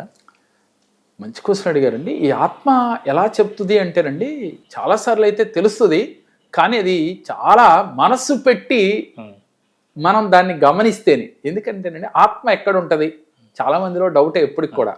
వాస్తవంగా ఆత్మ ఎలా ఉంటుంది, చూసిన వారు ఉన్నారా అంటే, మనసు పెడితే ప్రతి ఒక్కళ్ళు చూడొచ్చండి. ఎలా పెట్టాలి, మీ మనస్సుని మీ శరీరంలోకి పంపాలి. నేనెవరు అంటే, అసలు నేను అంటే ఈ శరీరమా కాదు కదా, మరి మీరెవరు, ఈ బిల్డింగ్ మీద కాదు, మరి ఎవరు అని అంటే, మీరు ఒక ఆత్మస్వరూపుడు, మీరు ఒక దివ్యాత్మ స్వరూపుడు, మీరే భగవంతుడు అనే నినాదాన్ని వినాలి అంటే ఎప్పుడు మీలోకి మీరు వెళ్ళి చూసుకోవాలండి. ఈ ఆత్మ ఎక్కడ ఉంటుంది అంటేనండి, లెఫ్ట్ సైడ్ హార్ట్కి పక్కన ఉంటుంది, ఈ భాగంలో ఉంటుంది. ఈ ఆత్మ మినుగుడు పురుగంత, అంటే కొంతమంది రకరకాలుగా పోలుస్తారు, ఎవరు పోలిక వాళ్ళది. నా ఎక్స్పీరియన్స్ చెప్తున్నానండి. ఒకవేళ అదేంటి గురువు గారు మినుగుడు పురుగు అని చెప్పారు, ఇంకోళ్ళు ఏదో గింజ అనేదో చెప్తుంటారు ఆకారాల్లో, ఎవరి కొలమానం వారిది. నాకు ఎలా కనపడుతుంది అంటేనండి, ఒక మినుగుడు పురుగు ఇలా వెలుగుతూ ఉంటుంది చీకట్లోనండి, అట్లా ఇక్కడ ఒక లైట్ లాగా కనపడుతుంది. ఆ లైట్ ఇప్పుడు ఇలా ఇలా ఇలా అంటూ ఉంటుంది. అది చూసినప్పుడు పరమానందం అండి, బ్రహ్మానందం, పరమానందం, బ్రహ్మానందం స్టేజ్కి వెళ్ళిపోతాం. ఆ ఆనందంలో మనకి బాహ్య ప్రపంచంలో ఈ శరీరానికి వచ్చే సుఖాలు ఏమీ సరిపోవండి. ఆనందం ఎక్కువసేపు నిలబట్టలేదు, కానీ నిలబడే స్థితికి చేరాలనే ఇప్పుడు ఇన్ని ప్రయత్నాలు. నాతో పాటు ఇంకా కొంతమంది శిష్యుల్ని తయారు చేసి ఆనంద స్థితికి తీసుకెళ్లాలని. అది ఎంతసేపు ఉంటుందండి, దరిదాపులా ఒక పావు గంట, అరగంట, అసలు కూడా ఎక్కువ అని చెప్పాలి. ఒక్కోసారి చాలా ఎక్కువగా, అంటే అంత కూడా ఉండట్లేదు, చాలా తక్కువ సమయం మాత్రమే ఉంటుంది. కానీ ఏంటంటే చెప్పాలంటే సెకండ్లోనే ఉంటుంది. కానీ ఈ స్థితి ఒక అరగంట సేపు మన స్థితి ఉంటుంది. అంటే ఒక 2 నిమిషాలు లేదా 1 నిమిషం, 1 సెకండ్ వచ్చింది అనుకోండి ఆనంద స్థితి, మిగతాదంతా దాని స్థితిలో ఉండిపోతాం, అదే ఆనందంలో ఉండిపోతాం. ఇలా అరగంట, గంట, ఒక్కో రోజు అయితే 2 గంటలు 3 గంటలు 4 గంటలు ధ్యాన స్థితిలో ఉండిపోయిన రోజులు అద్భుతంగా చాలాసార్లు ఉంటాయండి. ఎలా ఉంటున్నాము అంటే అది చేరుకున్న నాడే అన్ని గంటలు ఉండగలుగుతాం. లేదంటే ఎప్పుడు కళ్ళు తెరుద్దాం, టైం ఎంత అయింది, ఈ భావంలో ఉంటాడు ప్రతి వ్యక్తి. ఆ స్థితికి చేరాలంటే ప్రతి ఒక్కరూ చేరొచ్చు అంటానండి నేను. కానీ ఆ టెక్నిక్ తెలుసుకోవాలి. ఏంటి ఆ టెక్నిక్ అంటేనండి, ఈ అక్షయ పాత్ర యోగ సాధనలో మేము నేర్పించేది కూడా అదే. మీ ఆత్మను మీరు తెలుసుకోండి, ఆత్మ ప్రయాణం చేయండి. శరీరంతో ప్రయాణం చేస్తే ఒక కామన్ మ్యాన్ ఒక గుడికి వెళ్ళాలంటే శరీరంతో క్యూ లైన్లో వెళ్ళాలండి. ఆత్మతో ప్రయాణం చేస్తే విఐపి అంటారో డబల్ విఐపి అంటారో డైరెక్ట్గా స్వామివారిని స్పరిశించే స్టేజ్ వరకు వెళ్ళచ్చు. ఇదే ఆత్మ ప్రయాణం.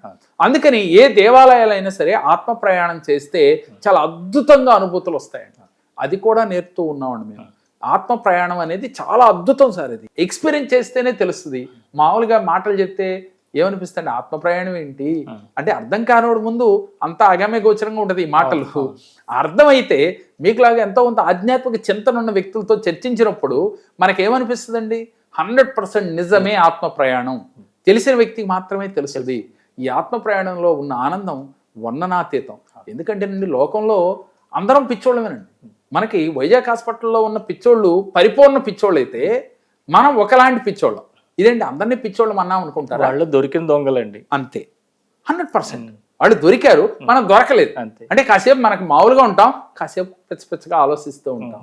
కాబట్టి మన పిచ్చని ఆధ్యాత్మికం వైపు నడిపి మీరెవరో తెలుసుకునే పిచ్చలోకి వెళ్ళామనుకోండి, 100% ఈ జన్మ పరిపూర్ణత దొరికినట్టే.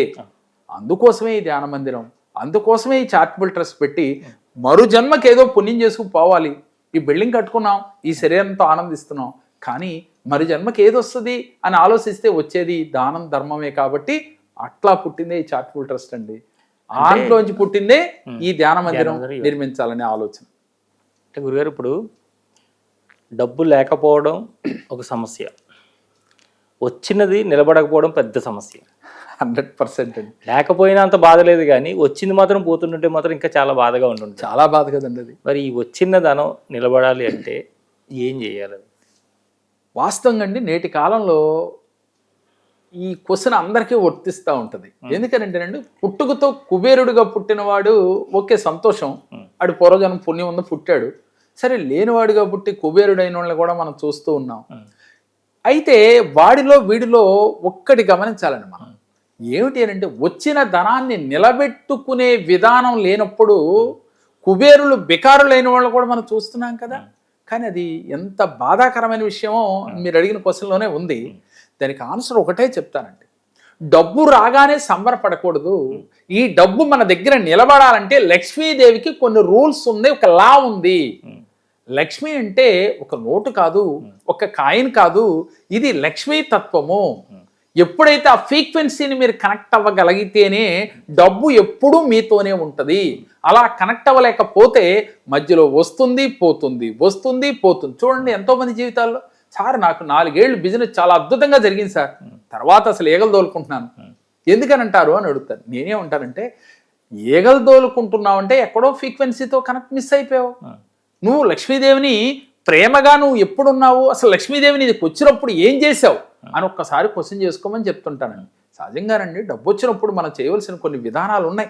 అమ్మవారు ఒక లా పెట్టింది. ఆ లా ఏంటంటే, నాయన డబ్బు వచ్చినప్పుడు నువ్వు ఎగిరిపడకు, నీ అంత టోళ్ళు లేడని విర్రవేగకు, ఎప్పుడు అనుకోవుతో ఉండు, నేను నీ దగ్గరే ఉంటా. అలాగే ఎప్పుడు నువ్వు నాతో ప్రేమగా ఉండు, నాతో ప్రేమగా మాట్లాడుతూ ఉండు. ఈ పాటికి మీకు సందేహం వచ్చి ఉండాలి, నోటుతోనూ కాయంతోనూ మాట్లాడతారా అని అంటే 100% నేను ఎప్పుడు మాట్లాడమనే చెప్తానండి. ఎందుకని, మీరు నోటు కాయిన్ అని ఫీల్ అయితే ఇవాళ ఉంటుంది, రేపు వెళ్ళిపోద్ది. ఎప్పుడైతే మీరు నోటు కాయిన్ కాదు, నా లైఫ్లో పార్ట్నరు, నా లైఫ్ పార్ట్నర్ కన్నా కూడా ఈ పార్ట్నర్ ఉండి తీరాలి, లేకపోతే నా జీవితం పరమార్థం లేదు, నా మనుగడ లేదు. కాబట్టి నాకు జీవితంలో ఎవరున్నా లేకపోయినా ఈ డబ్బు అనే పార్ట్నర్ నాతోనే ఉండాలి. నేను ఎప్పుడూ నిన్ను ప్రేమిస్తూ ఉన్నాను, నువ్వంటే నాకు ఇష్టం, నువ్వు లేని జీవితం నాకు చూడలేను అని ఎప్పుడు ప్రేమగా డబ్బుతో మాట్లాడుతూ ఉండాలి. డబ్బు వచ్చినప్పుడు అగౌరవంగా డబ్బుని వాళ్ళు ఉంటుంది పోద్ది ఇలాంటి మాటలు మాట్లాడకుండా ఉండాలి. పాజిటివ్ వైబ్రేషన్లో ఉండాలి. ఈ అన్నిటితో పాటుగా మరి డబ్బు రావటానికి నువ్వేం చేసావు? వ్యాపారం చేసావు. వ్యాపారం అంటే సొసైటీ నుంచి మీరు డబ్బులు తీసుకున్నావు, ఇంత టోళం అయ్యాం మనం. అయినప్పుడు మరి సొసైటీకి ఏమి ఇచ్చావు, ఏం చేసావు నువ్వు అంటే సొసైటీకి నువ్వు ఏదో చెయ్యాలి. డబ్బు చెప్పేది అదే, ఉన్నవాడికి భగవంతుడు ఇస్తే లేనివాడికి నువ్వు ఇవ్వాలి. నువ్వు లేనివాడికి ఇస్తేనే నువ్వు ఉన్నవాడిగా అవుతావు, భగవంతుడు నీకు ఇస్తాడు. అందుకే నువ్వు చారిటీ చేయాలి నాయన. ఆ చారిటీ చేస్తేనే నీకు లక్ష్మీదేవి ఇష్టపడుతుంది. ఆవిడ చంచల స్వభావం అని మనం సహజంగా చెప్పుకుంటాం. దాని అర్థం ఏంటంటేనండి, డబ్బు రాగానే బీరువాల్లోనూ లాకర్లోనూ మనం ఫిక్స్డ్ డిపాజిట్లో చేసుకోవటం మన స్వార్థం కోసం మనం ఉపయోగిస్తే అది మీ తరం వరకు ఉండొచ్చేమో, తర్వాత తరాల్లో మీకు తెలియకుండానే నడిచి వెళ్ళిపోతుంది. మీకు తరతరాలు డబ్బు మీతో ఉండాలి అంటే, ఎప్పుడూ మీరు కుబేరులాగానే ఉండాలి అంటే, డబ్బు యొక్క ఫ్రీక్వెన్సీతో కనెక్ట్ అవుతూ మీరు ఈ దానం ధర్మం చేస్తూ సొసైటీకి ఉపయోగపడుతూ ప్రతి నిత్యము మీరు ఆనందంగా సంతోషంగా, డబ్బు ఖర్చు పెట్టినా ఆనందంగా ఉండాలి, డబ్బు వచ్చినా ఆనందంగా ఉండాలి. కానీ నేటి కాలంలో డబ్బు వస్తేనే ఆనందం, ఖర్చు పెడితే బాధ. ఈ ఫ్రీక్వెన్సీ మిస్ అవుతున్నారు. ప్రేక్షకులు అందరూ గుర్తుపెట్టుకోండి, డబ్బుకు ఉన్న ఫ్రీక్వెన్సీతో కనెక్ట్ అయితే మీకు డబ్బు లోటు రాదు. మీకు ఎన్ని చేసినా మీ వల్ల కానప్పుడు ఒకసారి కేరళ సంఖ్యా జ్యోతిష్యంలో కనుక మీరు సందర్శిస్తే ఆ ఫ్రీక్వెన్సీతో ఎలా కనెక్ట్ అవ్వాలో కూడా మీకు నేర్పించడం జరుగుతుంది. అంటే కొన్ని ఒక లూప్లా ఉంటుంది గురుగారు. అంటే బాగుండడం, మళ్ళీ పడిపోవడం, మళ్ళీ అదే రిపీట్ అవ్వడం, మళ్ళీ ఇక్కడ ఈ మనుషులతో సమస్యలు ఉన్నాయని చెప్పేసి మనం ఇక్కడి నుంచి ఖాళీ చేసి ఎక్కడికి వెళ్ళిపోతాం. కొన్ని రోజులతో మళ్ళీ సేమ్ సమస్యలు మళ్ళీ వస్తుంటాయి. సేమ్ అవే బాగుంటుంటాడు పడిపోతుంది, బాగుంటుంది పడిపోవడం, మళ్ళీ నష్టపోవడం, మళ్ళీ ఇది కొన్ని సంవత్సరాలు. అంటే ఇది చైన్ అనేది ఒకసారి దీన్ని ఎట్లా బ్రేక్ చేయాలి? వాస్తవంగా ఒకటేనండి, ఇది ఎందుకు సమస్యలు వస్తున్నాయి. ఉదాహరణకి నేను ఒక చిన్న కథ దీని గురించి చెప్తే, తాతకి ఒక సమస్య వచ్చింది, అది వారసత్వంగా కొడుకు వచ్చింది, కొడుకు నుంచి మనవడకు వచ్చింది. అది అనారోగ్య సమస్య కావచ్చు, ఆర్థిక ఇబ్బంది కావచ్చు, లేదు ఇరుగు పొరుగు వారితో కావచ్చు, బంధాల్లో కానీ గొడవలు కావచ్చు. సమస్య అంటే ఏదో ఒకటి కారణం. ఇలా ఎందుకు వస్తున్నాయి? నేనేమంటానంటే, మా తాతగారికి ఇదే సమస్యతో బాధపడ్డారండి. ఆయనకి కిడ్నీ సమస్య ఉందో లేదా ఇంకో హార్ట్ సమస్య ఉందో, అదే సమస్య మా నాన్నగారికి కూడా వచ్చిందండి. నేను ఒకటి చెప్తానండి, ఇప్పుడు ఎవరైతే ఆ సమస్యల్ని బ్రేక్ చేయాలనుకుంటున్నారో పదే పదే ఆ మాటల్ని వదిలేయండి. మన పెద్దలు ఒక మాట అంటారండి, ఊరు మంచిదా అని ఒక ఎత్తను అడిగితే, బాబు ఈ ఊరు మంచిదేనా అంటే, బాబు నీ నోరు మంచిదా అని అడిగాడండి. అంటే వెంటనే తనకు అర్థం కాల, బాబు ఊరు మంచిదని అడిగితే నీ నోరు మంచిదని అడిగారు ఏంటి అని అంటే, నాయన నీ మాటలు కరెక్ట్గా ఉంటే ఊర్లో ఉన్నోళ్ళందరూ నీతో మంచిగా ఉంటారని చెప్పారంట. అదేవిధంగా ఈయన మాట్లాడే మాటలు ఎలా మాట్లాడుకుంటాడు, మా తాతకు అది జరిగింది, మా నాన్నకు అది జరిగింది, నాకు కూడా అదే జరుగుద్ది. ఈ మధ్యకాలంలో షుగర్ వ్యాధి గురించి మనం చెప్పుకుంటే, మా తాతగారికి ఉందండి, మా నాన్నగారికి వచ్చింది, నాకు కూడా వస్తుందండి. ఎందుకని? వారసత్వం కదండి అని అంటూ ఉన్నారు. కానీ నేనంటే దాన్ని బ్రేక్ చేయొచ్చు అంటున్నాను. ఎలా బ్రేక్ చేయాలి? అది కూడా ఒక సమస్యే. అంటే అనారోగ్య సమస్య కావచ్చు, గొడవలు కావచ్చు. ఎలా బ్రేక్ చేయాలంటే, మీరు పాజిటివ్గా ఆలోచించండి. ఈ రోజు నుంచి నేను గతంలో మా తాతలు తండ్రులు అనుభవించిన కష్టాలు నేను అనుభవించను అని మీరు రియలైజ్ అయితే, ఈ రోజు నుంచి నెగిటివ్ మాటలు మాట్లాడటం మానేయండి. ఫస్ట్ నెగిటివ్ మాటలు మాట్లాడకుండా మానేస్తే సక్సెస్ వచ్చేస్తుందా? కాదు. దానికోసం కార్యాచరణలోకి రండి. ప్రతిరోజు కూడా మీరు మిమ్మల్ని మీరు తెలుసుకునే ప్రయత్నం చేసి ఉన్నతంగా ఎదగటానికి మానవ ప్రయత్నం చేయండి. మీ లోపల వచ్చే నెగిటివ్ని జయించండి, ధైర్యాన్ని తెచ్చుకోండి.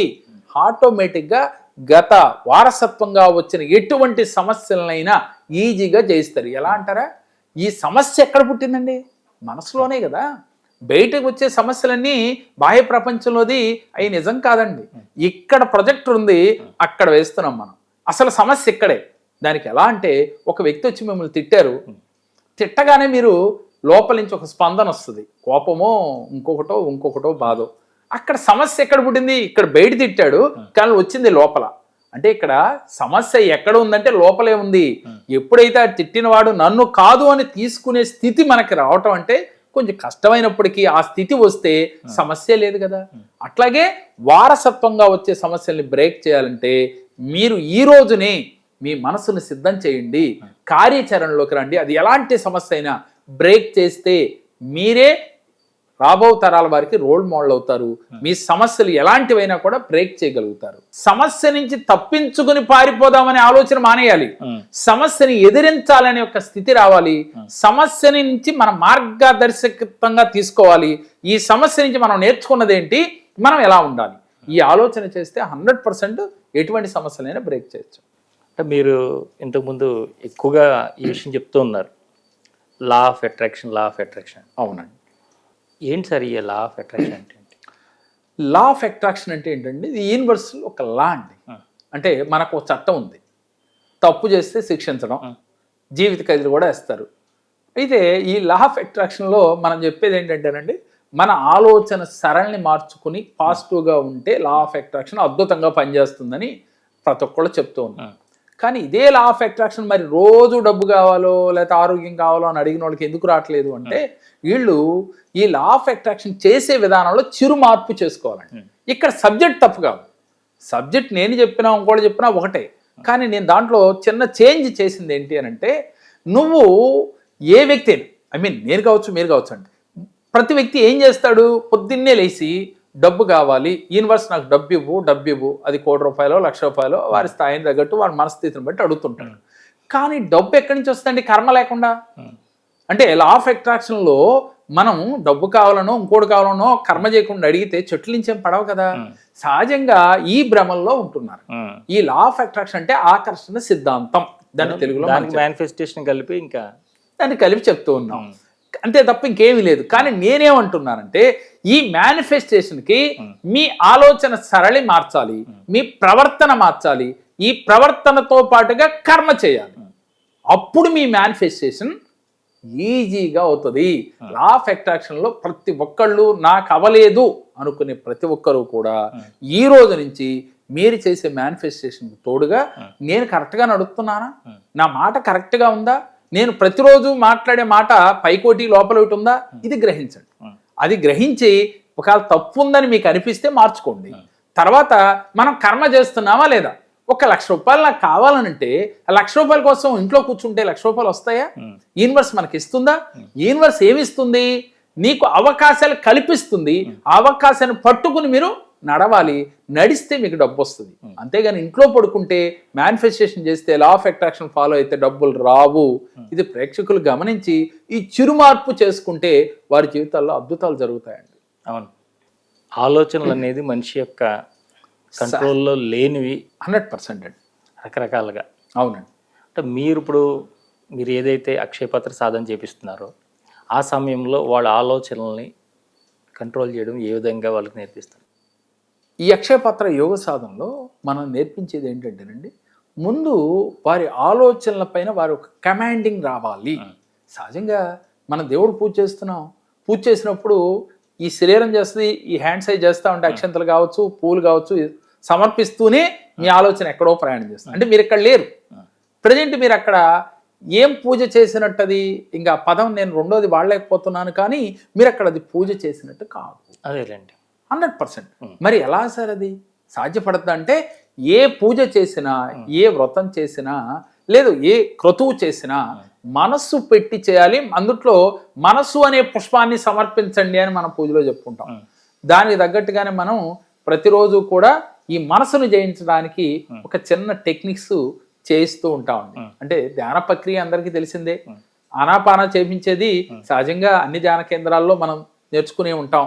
ఈ ఆనాపాన శ్వాసను గమనించే క్రియని ముందు నేర్చుకుంటూ, ఆ తర్వాత ఈ పీనల్ గ్రాండ్ దగ్గర మీ మనసు పెట్టి కంప్లీట్ మీరు మనస్సునంతా తీసుకెళ్ళి ఇక్కడ పెట్టి కళ్ళు మూసుకుని అదే స్థితిలో ఉండాలండి. అది ఉండటం సాధ్యమేనా అంటే, ఎంతసేపు ఉండగలిగినా పర్లేదు, కొంత సమయం ఉండగలిగినంత. మరలా మీ మనసు పరిగెడుతుంది, మళ్ళీ తీసుకొచ్చి పెట్టాలి. ఏ సాధనలోనైనా మనం ఇదే చెప్తూ ఉంటారు, మనస్సుని కంట్రోల్ చేయటమేనండి. ఈ మనస్సును కంట్రోల్ చేయటంలో మరొకటి ఏంటి అని అంటేనండి, మీరు ముఖ్యంగా చేయవలసిన ఈ అక్షయపాత్ర యోగ సాధనలో అంతర్చక్షు సాధన అండి. అంతర్చక్షు సాధన అంటే మీరు వినే ఉంటారు. ఈ అంతర్చక్షువుల్ని చూడటం. అంటే ఎలా అంటే కళ్ళు పైకి పెట్టి ఇలా మీరు అంతర్చక్షు సాధన చేపిస్తాం. ఎప్పుడైతే ఈ సాధనలో అద్భుత ఫలితాలు వస్తాయండి. అంటే ఎలా నాలికి తీసుకెళ్లి అంగిటికి తగిలించి ఈ అంతర్చక్షువులు అంటే ఈ నేత్రాలు పైకి చూస్తూ ఉంటాయి. అంటే ఇక్కడ వీటిని చూస్తండి, ప్లేనర్ గ్లాండ్ చూస్తాం. ఇలా ఎప్పుడైతే ఎంతసేపు ఉండగలిగితే అంతసేపు మరలా మామూలు అవుతుంది, మళ్ళీ మొదలు పెట్టేయాలి. ఇలా చేయగా మీ మనసు మీ ఆధీనంలోకి వచ్చేస్తుందండి. దీని తర్వాత ఇంకా మరిన్ని సాధనలు ఉన్నాయండి. ఇది లెవెల్ 1. ఇలా లెవెల్ 7 వరకు కూడా అంటే 7 ప్రక్రియలు ఉన్నాయి. 7 ప్రక్రియల ద్వారా వీరిని మనసుని కంట్రోల్ చేయడం నేర్పించడం జరుగుతుందండి. ఇది ఒకటే గుర్తండి, మనసుని జయించిన వాడు విశ్వ విజేత అవుతాడు. అంటే సమస్తాన్ని జయించినట్టే. మన శత్రువు ఎవరు అంటే మనసే. ఎవరు మనసు వారికి శత్రువు. కాబట్టి ఆ మనసుని జయించడమే ముఖ్యం. అందులో భాగంగానే ఈ అక్షయ పాత్ర యోగ సాధనలో ఈ మనసుని జయించే ప్రక్రియ. ఎప్పుడైతే మీ మనసును జయించారో మీరు ఏదైనా సాధిస్తారు అంటాను నేను ఇప్పుడు. అంటే ఈ మనసును జయించే టైంలో జీరో స్టేట్ అనేది సాధ్యం అవుతుంది అంటే డెఫినెట్గా అవుతుందండి. జీరో స్టేట్ అంటే ఏంటో ముందు మనం తెలుసుకోవాలి. ఈ జీరో స్టేట్ అంటే ఏంటంటేనండి ఆలోచన రహితంగా ఉండటం. అంటే ఆలోచన రహితం అంటే ఆత్మ మనసు ఒకటిగా ఉండటం. అసలు ఈ మనసుకు ఒక రూపం ఉందా? లేదు. మనం ఆత్మ కన్నా లోపలికి వెళ్ళి మనం చూస్తే ఒక రంగు ఏదో ఒకటి కనపడతా ఉంటుంది, ఒక వెలుగు కనపడతా ఉంటుంది. ఈ మనసును చూడటం అనేది ఎవరి వల్ల కాదు. గాలిని చూడటం ఎలా ఎవరి వల్ల కాదో మనసుని చూడటం కూడా ఎవరి వల్ల కాదు. మనసు మరి ఎలా మనసు అని చెప్తున్నాం అంటే మీ ఆలోచనలే మనసు. మనసు పారేశాను అంటాడు. ఏం పారేశారు? మీ ఆలోచన తీసుకెళ్ళి అక్కడ పెట్టారు కాబట్టి మనసు పారేశారు. ఈ మనస్సుకి ఒక తాడు కట్టి ఎప్పుడైతే మీరు కంట్రోల్ చేశారో ఈ ఆత్మని మనసుని ఒకటి చేశారో అంటే ఎలా అంటేనండి మనస్సులో జీరో స్టేట్ వచ్చినప్పుడు ఈ మనసు ఆత్మతో ఒకటైపోద్దండి. అదే జీరో స్టేట్. ఆ జీరో స్టేట్ రావటం అంటే కొన్ని నెలలు పట్టొచ్చు, సంవత్సరాలు పట్టొచ్చు. కొంతమంది మహానుభావులకి కొన్ని యుగాలు కూడా, ఈ జన్మ కూడా సరిపోని మహానుభావులు కూడా ఉంటారు. ఎందుకనంటేనండి ఇది పూర్వజన్మ యొక్క కర్మ కూడా కొంత ఎలా అంటారా, పూర్వజన్మలో కొన్ని సత్కర్మలు చేసి చివరికి సమయం సరిపోక వారు తనువు సాధించారనుకోండి, మళ్ళీ దాన్ని నెరవేర్చడం కోసం మహానుభావులు పుడతారు. ఆ మహానుభావులు తొందరగా ఆ స్థితిని పొందుతారు. అంటే ఆత్మని మనసుని ఒకటి చేసేస్తారు. ఆ మనసు అనేది ఏమీ లేదు, ఆత్మలో భాగమేనని. అది ఎప్పుడైతే ఒకటి చేశారో ఆటోమేటిక్గా జీరో స్టేట్కి వాళ్ళు వచ్చేస్తుంటారు. అంటే మీరు కేరళలో వెళ్ళారు కాబట్టి, మీరు అక్కడ నేర్చుకున్నారు కాబట్టి మీ ప్రశ్న అడుగుతున్నాను మిమ్మల్ని, వేరే వాళ్ళని అయితే అడగను. అక్కడికి వెళ్ళిన తర్వాత మీకు తాంత్రికం నేర్చుకోవాలనిపించలేదు? వాస్తవంగా అండి మా గురువుగారు చేసేవాళ్ళు తాంత్రికం అనేది. ఈ తాంత్రికం అంటే ఒకటికి న్యాయం చేయాలి, ఒకటికి అన్యాయం చేయాలి. ఈ తాంత్రికం అనే విద్య ఎంత ఎవరికో ఒకటికి అన్యాయం చేయాలి. అది మంచోడో చెడ్డోడో చెయ్యాలి. కాబట్టి నా ఆలోచన ఎలా ఉండేదండి, అది కర్మ కదా ఈ తాంత్రికం అనేది అని. మరి చేసేవాళ్ళందరూ ఓకే, నేను వారి గురించి అయితే ఏమి నెగిటివ్ మాట్లాడట్లేదు, కానీ నేనైతే ఒకటి చెప్తాను, ఈ తాంత్రికం వల్ల ఒక కర్మ వస్తుంది. ఎన్నో జన్మల కర్మ ఫలితమే ఈ జన్మలో మనం గురుస్థానంలోకి వస్తాం కదా. మళ్ళీ ఇది చేసి మళ్ళీ జన్మకి గురుస్థానంలో ఉంటామా, లేదు ఇంకెలాంటి స్థితిలో ఉంటాము. కాబట్టి దాని జోలికి వెళ్ళొద్దు అనే ఉద్దేశంతోనే ఫస్ట్లోనే నా ఆలోచనలో ఒక ముద్ర పడిందండి. అందువల్ల దాని జోలికి ఏ రోజు వెళ్ళలేదు. కానీ కొన్ని విద్యలు అవగాహన ఉన్నప్పటికీ కూడా ఏ రోజు కూడా ఇంప్లిమెంట్ చేయలేదు. ఎప్పుడు ఏ సిద్ధుల కోసం ప్రయత్నం చేయలేదు? సిద్ధులు దేనికోసము అని అడుగుతుంటానండి నా మనసుని నేను ఎప్పుడు. దేనికోసము? మన వాక్ శుద్ధి కోసం ఒకటి, లేదు అంటే ఆస్తులు కూడబెట్టుకోవటానికి ఒకటి, లేదు ఎవరికో ఏదో న్యాయం చేయాలో అన్యాయం చేయడం కోసం ఒకటి. కాబట్టి ఎవరికో అన్యాయం న్యాయం చేద్దాం అనేది మనకి వద్దనుకున్నాను. ఇక రెండోది ఆస్తులు నేనంటే ఎప్పుడైతే సిద్ధిస్తేనే సిద్ధులు వస్తేనే ఆస్తులు వస్తాయి అనేది అబద్ధం అని నేను మైండ్లో ఫీడ్ అయిపోయింది. ఇంకా ఉన్నది ఒకటేనండి, ఈ జీవితానికి నేను ఏదైతే జీరో నుంచి ఈ స్థాయికి ఎదగటానికి కారణమైన నేను సత్ప్రవర్తన సద్భావనతో నేను ఏదైతే ఎన్నుకున్నానో ఈ రంగంలో ఓకే హ్యాపీ. అంటే ఎన్ని కోట్లు ఉంటే హ్యాపీ అండి మనిషికి? తృప్తి పడితే హ్యాపీ. కాబట్టి కోట్లు 100 కోట్లు 1000 కోట్లు కాదు. కాబట్టి ఆ తృప్తికరమైన జీవితంలోకి నేను వచ్చేసాను. కాబట్టి సిద్ధుల మీద ఎప్పుడూ నా మనసు వెళ్ళలేదండి. కానీ ఒకటి మాత్రం చేస్తూ ఉన్నా, ఏంటి అని అంటే నేనెవరో తెలుసుకోవాలి. ఈ జీవితానికి ఈ జన్మ ఎత్తడానికి గత కారణం ఏమిటి? క్వాంటమ్ ఫిజిక్స్ చెప్తున్న ఒకసారి దాని ప్రకారం ఏంటి అని అంటే గత జన్మ యొక్క కర్మ ఫలితమే ఈ జన్మ. యూనివర్స్ లా అది. కాబట్టి ఈ యూనివర్స్ లా తెలుసుకోవటం కోసం ఈ అక్షయ పాత్ర యోగ సాధన స్టార్ట్ చేసినాక ముందు నన్ను నేను తెలుసుకుని ఏ జన్మలో ఏం చేశాను, ఇప్పుడు ఈ జన్మ ఏంటి అని. దీనికి ఉదాహరణ ఏంటంటేనండి, అంటే మీకు చెప్తే నేను ఎందుకు వెళ్ళలేదు మీకు అర్థమవుతుంది. భీష్ముడు అందరికీ తెలుసు భారతంలో. భీష్ముడికి చాలా మహాత్ముడు. ఆయన ఎన్ని కార్యాలు చేశారో అందరికీ తెలుసు. తండ్రి కోసం వివాహమే చేసుకోలేదు, ప్రేమించిన అమ్మాయిని కూడా వదిలేసి వచ్చిన విషయం అందరికీ తెలుసు. అయితే అటువంటి భీష్ముడు చివరిలో అంపశయం పైన ఉండవలసి వచ్చింది. ఇలాగే అంపశయం పైన ఉన్నప్పుడు భీష్ముడు ఒకరోజు ఆలోచించడం మొదలుపెట్టాడు. నేను ఏ కర్మ చేశాను, ఎందుకు ఇలా నన్ను ఇలాంటి ఇబ్బంది పడుతున్నానని చెప్పి ఆయన గత జన్మలోకి మహానుభావుడు కాబట్టి గత జన్మలో చూసుకునే శక్తి ఉంది కాబట్టి ఆయన చూసుకోవడం మొదలుపెట్టాడు. ఎక్కడ ఏ జన్మలోనూ 99 జన్మల్లో కూడా ఎక్కడ ఏ తప్పు చేసినట్లేదు, కర్మ చేసినట్లేదు. కానీ మరి ఎందుకు వచ్చింది ఈ కర్మ అని చెప్పి ఆలోచించిన సమయంలో కృష్ణ భగవానుడు అక్కడికి వచ్చాడు. కృష్ణ, ఏమిటి ఇది, నాకు ఈ మెడ ఇలా తిప్పటానికి లేదు, ఇలా తిప్పటానికి లేదు కదా, అంత ఇబ్బంది పడుతున్నాను అంపశయం మీద, ఎందుకు ఈ కర్మ వచ్చింది అని ఆయన అడిగినట్లుగా. అడిగితే కృష్ణ భగవానుడు, తాత నువ్వు 99 జన్మలు చూసుకున్నావు, ఒక్కసారి 100వ జన్మ దాటి చూడు, నువ్వేం చేసావో అర్థం అవుతుందని అని అంటే కృష్ణ భగవానుడి యొక్క అనుగ్రహంతో ఆయన 100వ జన్మని చూడటం జరిగింది. 100వ జన్మ అవతలకి వెళ్ళి చూడటం జరిగిందని. కట్ చేస్తే ఆయన ఒక మహారాజుగా పుట్టి ఒక తెల్ల గుర్రం పైన స్వారీ చేస్తూ ఒక అడవిలో ప్రయాణం చేస్తున్నాడు. ఆయన ఎదురుగా ఒక పెద్ద పాము ఎదురుగా వెళ్తా ఉంటే ఆ పామును చూసి ఏంటిది నాకు అడ్డం వస్తుందా అని ఒక యవ్వనంలో ఉన్న అధిగక రాజు అహంకారంతో ఈ యొక్క గుర్రాన్ని దిగి ఈ పామును పట్టుకుని ఇలా గిరాటేసి అడ్డం వచ్చిందని గిరాటేసాడు. ఇది వెళ్ళి తుమ్మముళ్ళు చెట్టు పైన పడింది. ఆ తుమ్మముళ్ళు పైన ఈ మెడకి ఇలా ఇలా గుచ్చుకుని బయటికి రావడానికి ప్రయత్నం చేస్తుంటే ఇలా గుచ్చుకోవడం చేస్తూ ఉన్నాడు. కట్ చేస్తే భీష్ముడికి అర్థమైపోయింది. వెంటనే కళ్ళం పడి నీళ్లు పెట్టుకున్నాడు. వెంటనే కృష్ణ, 100 జన్మల అవతల ఈ కర్మ చేశాను, 99 జన్మల అవతల 100 జన్మల అవతల ఈ కర్మ ఇప్పుడు ఎందుకు వచ్చింది, ఇన్ని జన్మలు నన్ను ఎందుకు వదిలింది అని ఒక క్వశ్చన్ రేజ్ చేశాడు. చేస్తే అప్పుడు కృష్ణ భగవానుడు ఇలా చెప్పాడు, తాత కౌరవ సభలో ద్రౌపది వస్త్రాభరణ జరుగుతున్న సమయంలో తాత నన్ను కాపాడు అని దీనంగా ఆ కేక వేసినప్పుడు నువ్వు తలదించుకున్నావే, నా చేతిలో ఏమీ లేదని. అప్పుడే ధర్మదేవత కళ్ళు మూసుకుని కర్మదేవత పురి విప్పింది నీ పైన. అప్పుడు చేసిన కర్మ, అప్పుడు దాకా నువ్వు చేసిన పుణ్య ఫలితం వల్ల కర్మదేవత బుట్టలో పడుకున్నట్టుగా ఉంది, ఇప్పుడు అవకాశం ఇచ్చావు అందుకని. అయితే ఈ కర్మ నివృత్తి అయ్యే సమయం వచ్చింది కాబట్టి ఇది తెలుసుకోవాలని ఆలోచన నీకు వచ్చింది అని చెప్పాడు. అంటే ఈ కథను బట్టి వాటికి అర్థమైపోయి ఉంటుంది. అంటే ఎందుకని సిద్ధుల గురించి ఎక్కువ ప్రయత్నం చేయలేదు అనేది. ఎందుకనంటే సిద్ధులు వచ్చిన కాడి నుంచి మనలో అహం వస్తుంది, తెలియకుండానే మనలో కొన్ని కోరికలు పుడతాయి, దానివల్ల కొన్ని ఇబ్బందులు కర్మలు కొనుక్కు తెచ్చుకోవాలి. కాబట్టి సాధారణంగా జీవితాన్ని గడుపుతూ కామనగానే 10 మందికి సేవ చేస్తూ అన్నదానం, వస్త్రదానం, ఇలాగే చారిటీ చేస్తూ ధ్యాన మందిరం నిర్మించి 10 మందికి ధ్యానం నేర్పి మనసును జయించే మార్గాన్ని నేర్పి ఈ సత్కర్మను తీసుకుని ఈ తనువు సాధించాలనే ఒక సదుద్దేశంతోనే ఈ సిద్ధుల జోలికి వెళ్ళలేదు. మీకోసం ఎప్పుడన్నా అడిగారా తాంత్రికం చేయమని? చాలా మంచి క్వశ్చన్ అడిగారు. అంటే నా కోసం అడగటానికి నాకంటూ ఏదైనా ఒక సమస్య ఉండాలి. గురువు గారు కూడా ఇదే చెప్పాడు. తాంత్రికం అనేది 99% దాని జోలికి పోవద్దనే చెప్పేవాళ్ళు ఆయన కూడా.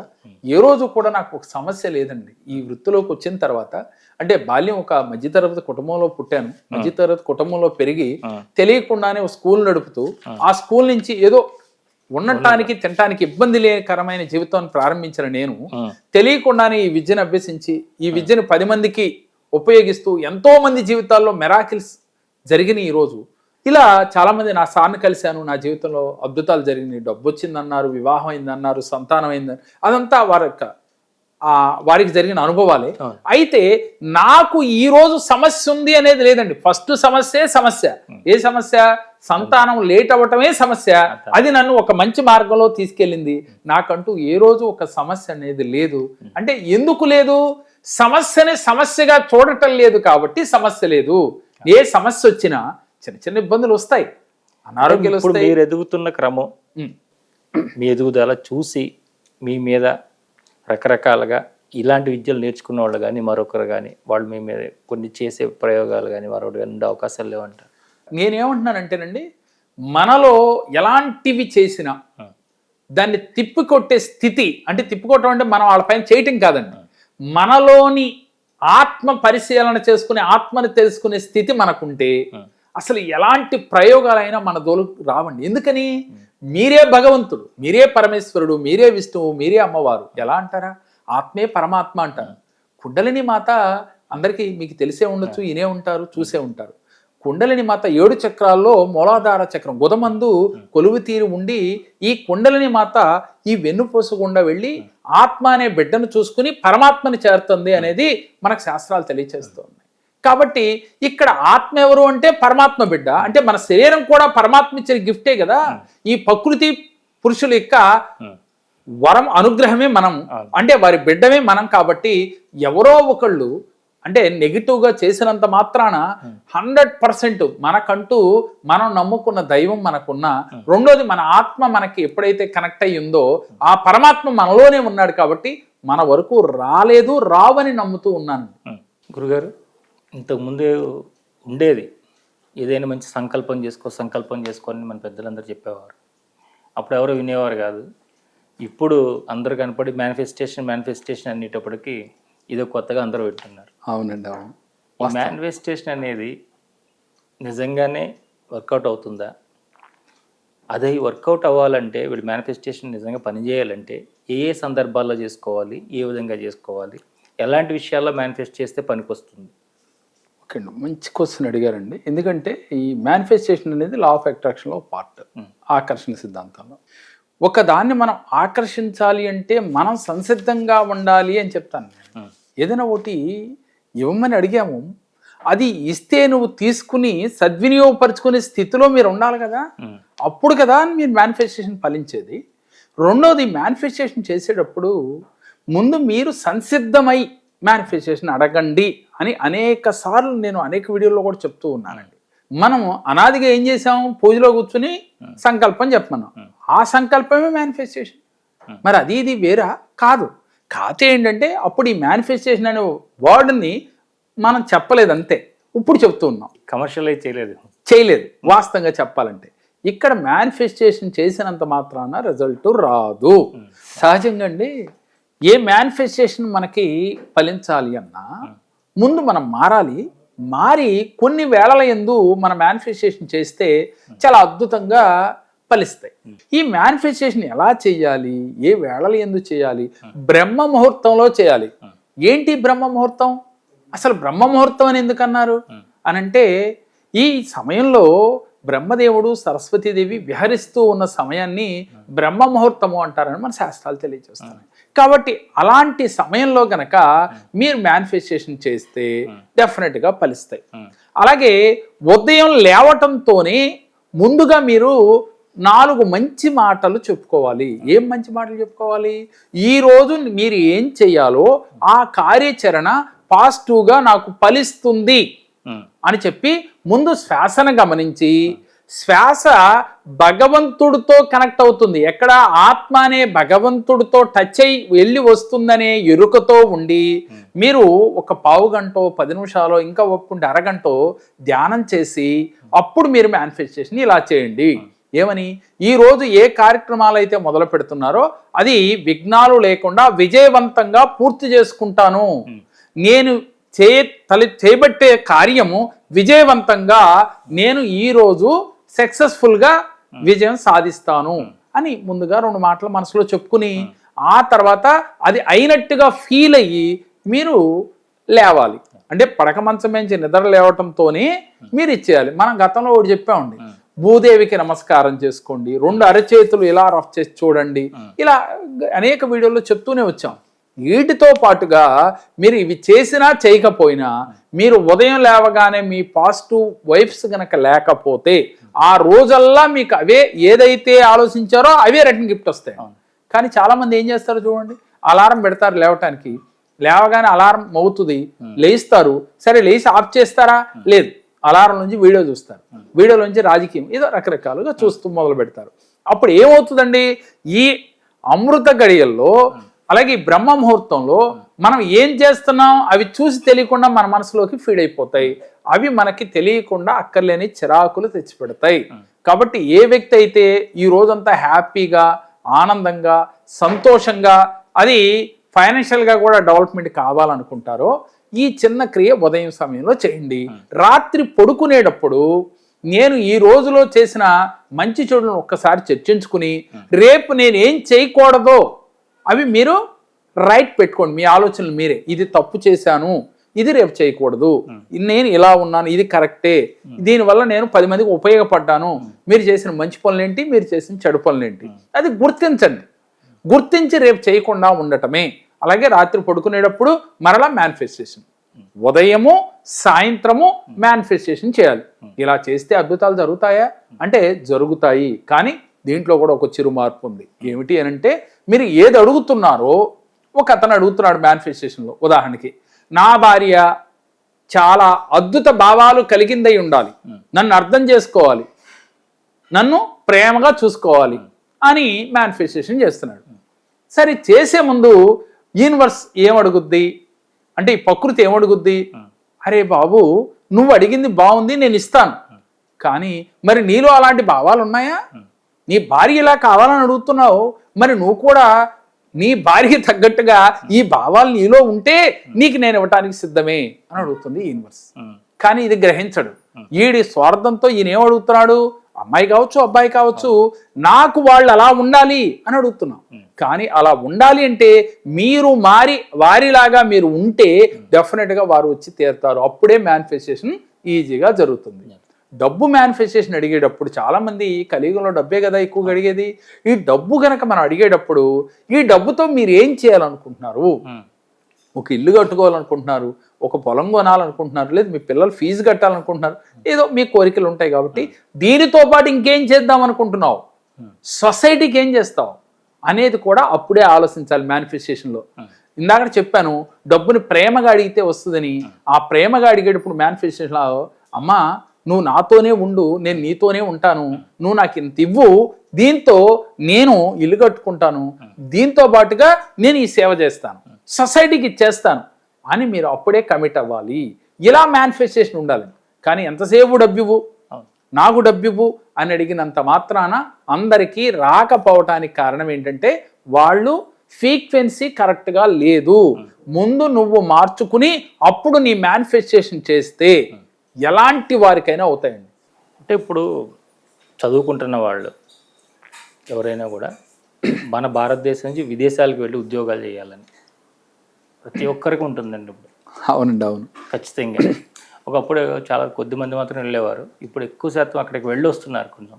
అంటే ఈ విదేశీ యోగం అనేది మన జాతకంలో ఉందా లేదా ఎలా గుర్తించగలుగుతాము, లేని వాళ్ళకి ఎలా క్రియేట్ చేయగలుగుతాం?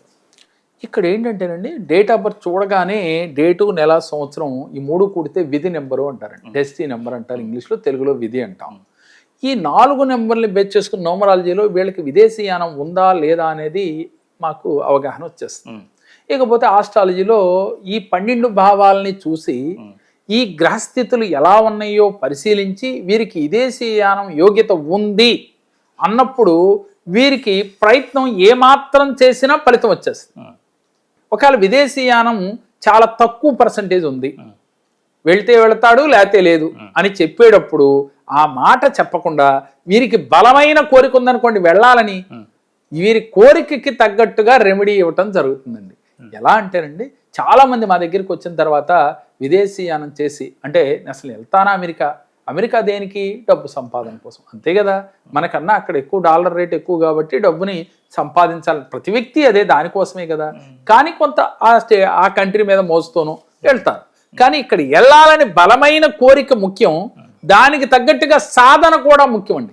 నేనేమంటాను, ఆస్ట్రాలజీ న్యూమరాలజీలో వెళ్ళటానికి ఛాన్స్ తక్కువ ఉన్నప్పటికీ కూడా నేను 100% ఒక రెమెడీ వాళ్ళతో చేయించి, అంటే అందరికీ ఒకే రెమెడీ ఉంటుందా, ఉండదు, అంటే వారి గ్రహస్థితులను అనుసరించి రెమెడీ స్థాయి మారుతుంది. అలా చేసుకుంటే 100% వీళ్ళు విదేశీయానం చేసి తీరతారు. అవునండి. అంటే అక్కడికి వెళ్ళిన తర్వాత మరి ఇబ్బంది ఎందుకు ఎదుర్కొంటున్నారు? ఇక్కడ ఎలా ఉంటుందంటేనండి, ఒక మనిషి కోరిక ఎలా ఉంటుందంటే విదేశీయానం వెళ్ళాలి, అసలు వీళ్ళకి ఒక క్లారిటీ ఉండదు. దేనికి వెళ్ళాలి, మా తాతగారు ఎక్కడ ఉన్నారు, లేకపోతే మా నాన్నగారు ఎక్కడ ఉన్నారో, మా మామయ్య ఎక్కడ ఉన్నారో, వాళ్ళు కోట్లు సంపాదించారు కాబట్టి నేను కూడా వెళ్ళాలి. ఇది కాదు, ఇక్కడే మీరు మేనిఫెస్టేషన్ తప్పు చేస్తున్నారు. అదే నేను నేర్పి పంపేదండి. ఇక్కడ మీరు విదేశీయానం చెయ్యాలని మీకు కోరిక వచ్చింది అంటే అసలు మీకు క్లారిటీ ఉండాలి. ఎక్కడ ఉండాలి ఆ విజన్, మీ లోపల ఉండాలి. వెళ్ళి ఏం చేయాలి, విదేశీయానం వెళ్ళి చదువుకోవాలా, లేక జాబ్ చేయాలా, లేదు అక్కడ మనం ఫైనాన్షియల్గా ఎదగాల అనేది ఒక క్లారిటీ. అంటే మీరు అడగొచ్చు, సార్ ఎవరైనా డబ్బు సంపాదించడాకే కదా. ఎస్, కరెక్టే. కానీ ఇక్కడ వీళ్ళు ఏం ముందు ఆలోచన చేస్తారు, నేను విదేశం వెళ్తే చాలు తర్వాత ఆటోమేటిక్గా వచ్చేస్తుంది అనుకుంటారు. కానీ రాదండి. ఇక్కడ వీళ్ళ మేనిఫెస్టేషన్లో తప్పు ఉంది. ఎప్పుడైతే వీళ్ళు బలంగా మేనిఫెస్టేషన్ చేసేటప్పుడు ముందు ఇక్కడికి వెళ్తే ఏదో ఆటోమేటిక్గా మనం బతికేయచ్చు అనుకుంటారు.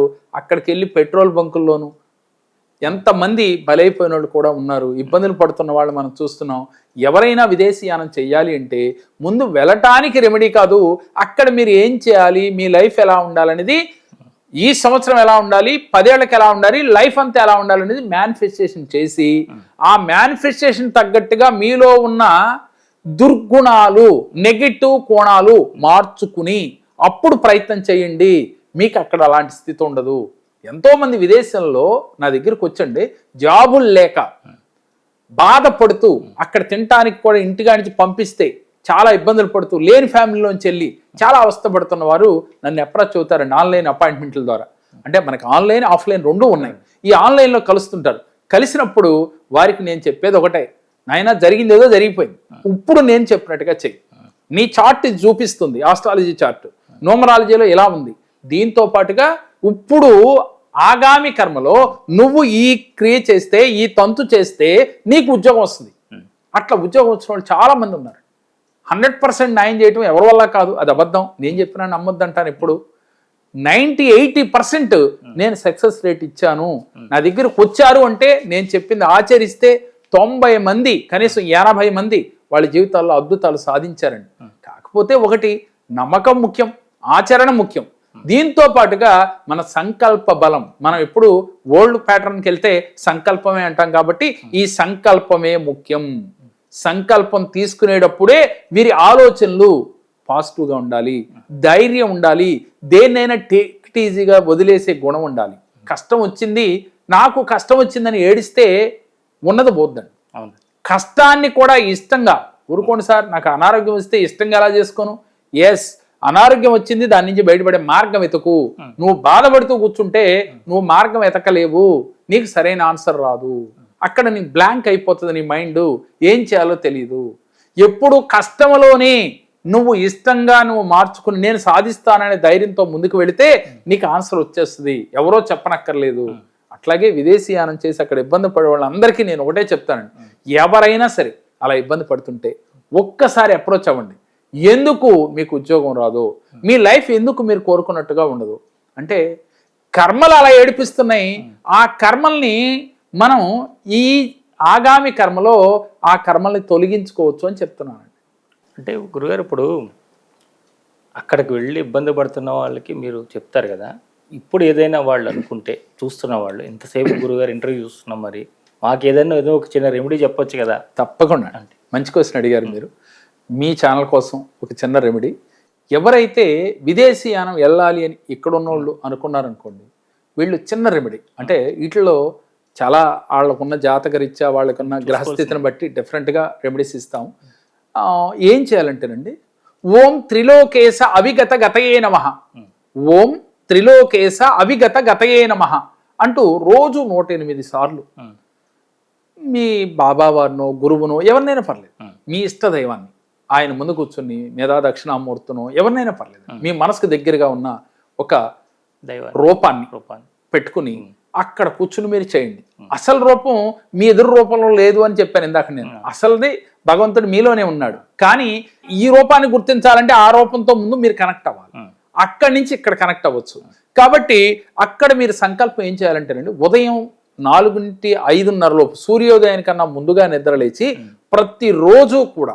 ప్రతిరోజు మీరు ఈ సంకల్పం చేసి ఈ మంత్రాన్ని 108 సార్లు చాంటింగ్ చేసి మీరు వెళ్ళినట్లుగా భావన చేసి అక్కడ మీరు ఆ కంట్రీ మీరు చూడాల, కానీ ఆ విజన్ చేయండి, ఊహించండి, పాజిటివ్గా అఫర్మేషన్ చేయండి, డెఫినెట్గా మీకు రిజల్ట్ వస్తుంది. దీంతో పాటుగా మీరు ఒక కురిడి కాయ ఉంటుందండి, కొబ్బరికాయ, ఆ కొబ్బరికాయకి కాఫీ పొడి కలర్ క్లాత్ చుట్టి ఆవు నెయ్యి రాసి ఎక్కడైనా హోమగుండాల్లో మీరు 11 ప్రదక్షిణలు లేక 7 ప్రదక్షిణలు మీ ఇష్టం, 7 లేక 11 ప్రదక్షిణలు చేసి దాంట్లో వేయండి. వేసి ఎక్కడైనా క్షేత్రానికి వెళ్ళినప్పుడు అండి, అక్కడ ఏ భగవంతుడైనా సరే స్పర్శించే అవకాశం ఉన్న చోట్ల పాదాలు స్పర్శించి ఫీల్ అవుతూ మీలో ఉన్న భగవంతుడితో కనెక్ట్ అయ్యి నేను గత జన్మలో ఏ కర్మ చేశానో తెలీదు, కానీ నేను అనుకున్న సంకల్పం నెరవేరకపోవడానికి కారణం నేనే, అందువల్ల నన్ను క్షమించు, నేను చేశాను, అందుకని నేను తెలుసుకున్నాను, అందుకని పశ్చాత్తాపం, పరివర్తన, ప్రాయశ్చిత్తం. ఏంటి ప్రాయశ్చిత్తం? 10 మందికి సహాయం చేయటం ప్రాయశ్చిత్తం. పశ్చాత్తాపం ఏంటి? నేను అనుకున్న సంకల్పం నెరవేరపోవటానికి నేను చేసుకున్న కర్మే. ఆ కర్మ యొక్క ఫలితం వల్ల నేను అన్వేషణ చేస్తున్నాను కానీ ఫలించట్లేదు, అందుకని గ్రహించాను, నన్ను క్షమించు అని వేడుకోవాలి. తర్వాత నేను మారాను. ఏం మారారు? మీలో ఏవైతే నెగిటివ్ వేవ్స్ ఉన్నాయో, నెగిటివ్ కోణాలు ఉన్నాయో వాటిని మార్చుకోవాలి. అవి మార్చుకుని పాజిటివ్గా మీరు గనక ముందుకు వెళుతూ పశ్చాత్తాపం అంటే ప్రాయశ్చిత్తంగా మీరు సొసైటీకి ఏదైనా చేస్తే, దానం ధర్మం ఏది చేసినప్పటికీ కూడా మీకు 100% రిజల్ట్ వస్తుంది.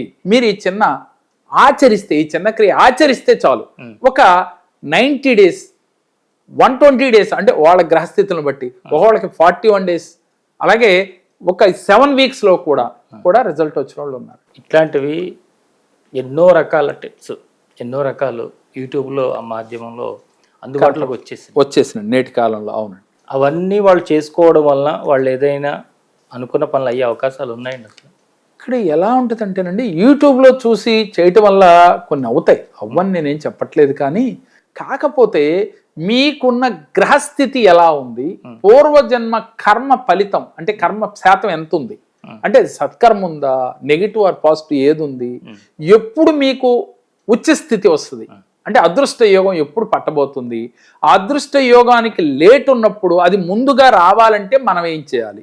ఇక్కడ అల్టిమేట్గా నేనేం చెప్తానంటేనండి, ఏ యోగం మనని వరించాలి అన్నా మిమ్మల్ని మీరు ఉద్ధరించుకున్న తర్వాతే మీ మేనిఫెస్టేషన్ సక్సెస్ అవుతుంది. యూట్యూబ్లో చూసినా, నేను చెప్పినా, లేక మరేదైనా గురువులు చెప్పినా అది కొంతమందికే ఫలిస్తుంది, కొంతమందికి ఫలించటం లేదు అంటే కారణం ఒకే ఒక్కటండి, కేవలం మనం తీసుకునే నిర్ణయాలే. నేను వెళ్ళాలి అనుకున్నారు, దానికి ఆచరణ ఉండాలి, పట్టుదల ఉండాలి, కార్యదీక్ష ఉండాలి, దానికోసం ప్రయత్నం చేయాలి. అప్పుడు మీరు చేసే రెమెడీ పనిచేస్తుంది. మీరు రెమెడీ చేసి ప్రయత్నం చేయకుండా ఆటోమేటిక్గా గురువు గారు చెప్పారు ఇది చేస్తే ఆరికి అయిందంట నాకు కూడా అయిపోద్ది అనుకుంటే ఫలితం రాదు.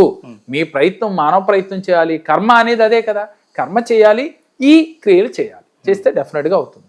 అంటే మీరు ఇప్పుడు ఏదైతే ఈ కార్యక్రమాలన్నీ చేస్తున్నారో, అంటే ఏదైనా కూడా మనల్ని ఉద్ధరించుకోవడం కోసం మనం చేస్తానన్నట్టు, మరి మీకోసం మీరు చేసుకునేటప్పుడు బయటికి ఎక్స్పోజ్ చేసిగా ఈ విధంగా మనం చారిటబుల్ ట్రస్ట్ పెట్టాలని, ఇంకోటి చేయాలని ఇవన్నీ ఎందుకు అనుకోవడం? ఇప్పుడు వరకు సరే ఉన్న దాంట్లో నేను హ్యాపీ, నాకు సంతానం ఉంది, భార్య బిడ్డలు అంతా హ్యాపీగా ఉన్నాం. కానీ మళ్ళీ నేను చెప్పాను కదండి, అసలు నాకు ఫస్ట్ స్టార్ట్ అవ్వడమే ఏదో చేయాలి, ఏం చేయాలో తెలియదు, ఏదో చేయాలని భార్యాభర్తలు ఇరువురు కూర్చుని ఒకరోజు ఇలాగే మాట్లాడుకుంటే మా శ్రీమతి ఇలా అంది, ఏమండి మనం ఇప్పుడు దాకా ఓకే హ్యాపీగానే ఉన్నాం ఉన్న దాంట్లో, కానీ 10 మందికి ఏం చేస్తున్నాం, ఏదో ఒకరోజు వెళ్ళి అన్నదానం చేస్తున్నాం, లేదో వస్త్రదానం చేస్తున్నాం, ఇలా కొన్ని కార్యక్రమాలు చేస్తున్నాం. మీతో పాటు మిమ్మల్ని అనుసరించే వారితో కూడా మీరు ఓకే పుణ్యం తెచ్చుకుంటున్నారు, ఓకే మిమ్మల్ని అనుసరించే వారికి కూడా సత్కర్మ ఇస్తే అది ఇంకా మనకి మంచి అవుతుందేమో. కరెక్ట్గా నా ఆలోచన అదే ఉందండి. ఈ ఆలోచన ఎప్పటి నుంచో నాకు స్టార్ట్ అవుతుంది, కానీ వారి నోటి నుంచి ఆ పదం రావటంతోనే వెంటనే ఇది చారిటబుల్ ట్రస్ట్ పెడదామనే ఆలోచన వచ్చింది. పోయిన సంవత్సరం సెప్టెంబర్ 16 నా పుట్టినరోజు నాడు ఈ చారిటబుల్ ట్రస్ట్ పెట్టాలనే ఒక దృఢ సంకల్పం తీసుకుని ఆ రోజే అనౌన్స్ చేయటం, అది కార్యరూపంలోకి రావటం, ఈ సేవా కార్యక్రమాలు చేయటం. ఎప్పుడైతేనండి నేను ఎంత సంపాదించినా పొందలేని ఆనందం ఒక అన్నదానమో ఒక వస్త్రదానమో చేస్తే వాళ్ళ కళ్ళల్లో చూసినప్పుడు పొందే ఆనందాన్ని అసలు నేను వర్ణనాతీతంగా ఫీల్ అవుతున్నాను. అంటే ఒక ఆకలితో ఉన్నవాడికి అన్నం పెడితే వారి ఫీల్ చూసి నాకు ఆనందం. అప్పుడు తెలిసిందండి ఈ దానం ధర్మం ఎంత పవిత్రమైనది, ఎందుకు చేయమంటున్నారు మన పెద్దలు అంటే ఆచరిస్తే గాని దిగితే గాని లోతు తెలియదు అన్నట్లుగా పూర్తిగా దిగిన తర్వాత ఇప్పుడన్నా పుట్టినరోజులకి వాటికి ఏదన్నా పూజలకి వాటికి దాన ధర్మాలు చేస్తున్నాం, కానీ పర్టికులర్గా నెలలో ఇన్ని కార్యక్రమాలు చేయాలని ఒక సిస్టమేటిక్గా నడుస్తున్నాం. అప్పుడు నాతో పాటు మీలాంటి వాళ్ళు ఎవరైనా సరే సహాయం చేసిన వాళ్ళని కూడా కలుపుకుని ఈ చారిటీ తీసుకెళ్తున్నాం. అయితే ఏంటంటేనండి అసలు అల్టిమేట్ గోల్ ధ్యాన మందిరం కట్టాలని, ఆ దాన మందిరం కోసమే ఈ చారిటబుల్ ట్రస్ట్ పుట్టింది. ఇది ముఖ్యంగా వారి నోటెంపటి రావటం, ఈ చారిటబుల్ ట్రస్ట్ పెట్టడం, ఈ కార్యక్రమాలు చేయటం, ఏది ఏమైనా నువ్వు ఒక్కడవే ఆనందపడటం కాదు, 10 మందిని కూడా ఈ చారిటీలో భాగాన్ని పంచి వారికి కూడా పుణ్య ఫలాన్ని ఇస్తే వారు ఆనందంగా ఉంటారు, మీరు ఆనందంగా ఉంటారు కదా అని ఆవిడ అనటం, వెంటనే ఆ నిర్ణయం తీసుకోవటం, ఈ రోజు ఈ చారిటబుల్ ట్రస్ట్ ఉద్భవించిందండి. ఇప్పుడు చూస్తున్న ప్రేక్షకులందరికీ ఈ సత్సంగం చివరి భాగంలో వాళ్ళ యొక్క ఏదో ఒక డేట్ ఆఫ్ బర్త్లో పుట్టుంటే ప్రతి ఒక్కరు కూడా దాన్ని వాళ్ళు ఎక్కువ వైబ్రేట్ చేసుకోవడానికి, వైబ్రేషన్ పెంచుకోవడానికి, దానికి ఎనర్జీ పెంచుకోవడానికి ఏం చేస్తే బాగుంటుంది? ఇక్కడ ఉదాహరణకి ఒక డేట్ ఆఫ్ బర్త్ తీసుకుందామండి. 16 అలాగే 7వ నెల 16వ తారీఖు 7వ నెల 1975లో ఒక వ్యక్తి పుట్టాడు అనుకున్నాం. అంటే ప్రతి ఒక్కరు బర్త్ మంత్ ఇయర్ అంటే ఒక బర్త్ నెంబర్ ఉంటుంది, ఒక డెస్టినీ నెంబర్, అవునండి, 2 ఉంటుంది కదా. ఉంటాయండి. ఎలా వస్తాయంటే రెండిటిని కొంచెం ఉన్నదాన్ని వైబ్రేట్ చేసుకోవడానికి. అదేనండి, అర్థమైంది. ఈ డేటు నెల సంవత్సరం కూడితే మనకి విధి నెంబర్ వస్తుంది, డెస్టినీ నెంబర్ వస్తుంది. ఈ బర్త్ డెస్టినీ నెంబర్లో ఎలాంటి నెంబర్లు ఉన్నాయో చూసుకుని దాన్ని ఇంకా దానికి పవర్ అంటే ఒక వైబ్స్ తీసుకురావాలి అంటే పేరు కరెక్ట్గా ఉండాలి. ఈ పేరు ఎలా ఉండాలి? ఇంటి పేరుతో సహా టోటల్ నేమ్ వారిని కమాండ్ చే అంటే ఈ గ్రహాలని కమాండ్ చేసే నెంబర్ అయి ఉండాలి. ప్లస్ దీంతో పాటుగా పిలిచే పేరు కూడా చాలా ఇంపార్టెంట్. అంటే ప్రతినిత్యము మనం ఆ పేరుతో పిలుస్తూ ఉంటాం కాబట్టి అది కూడా వారిని కమాండ్ చేసే ఒక లక్కీ నెంబర్లో పేరు ఉండాలి. ఎప్పుడైనా మనకు లక్కీ నెంబర్లో ఏ పని చేసినా కలిసి వస్తుందని విశ్వసిస్తాం న్యూమరాలజీలో. మరి పేరు కూడా లక్కీ నెంబర్లో ఉండటం వల్ల, అలాగే ఆ డేట్ ఆఫ్ బర్త్లో ఉన్న బర్త్ డెస్టినీ నెంబర్ని కమాండ్ చేసే నెంబర్లో ఉండటం వల్ల వాళ్ళకి పాజిటివ్ వైబ్స్ వస్తాయి. వారు ఏ పని చేసినా కూడా రిజల్ట్ వస్తుంది. ఎలాంటి రిజల్ట్ వస్తుంది అంటేనండి, ముందు ఆలోచన సరళి మారుతుంది. అంటే నేను ఇది తప్పు చేస్తున్నానని తెలుసుకునే స్థితి వస్తుంది. అలాగే ఏదైనా పని చేసినప్పుడు ధైర్యంతో చేస్తారు. రెండోది, పాజిటివ్గా ఎప్పుడైతే వీళ్ళు ఆలోచించడం మొదలు పెట్టారో వారి విజయం అప్పుడు మొదలైపోయినట్టే కదా. అలా వాళ్ళకి ఉపయోగపడుతుంది.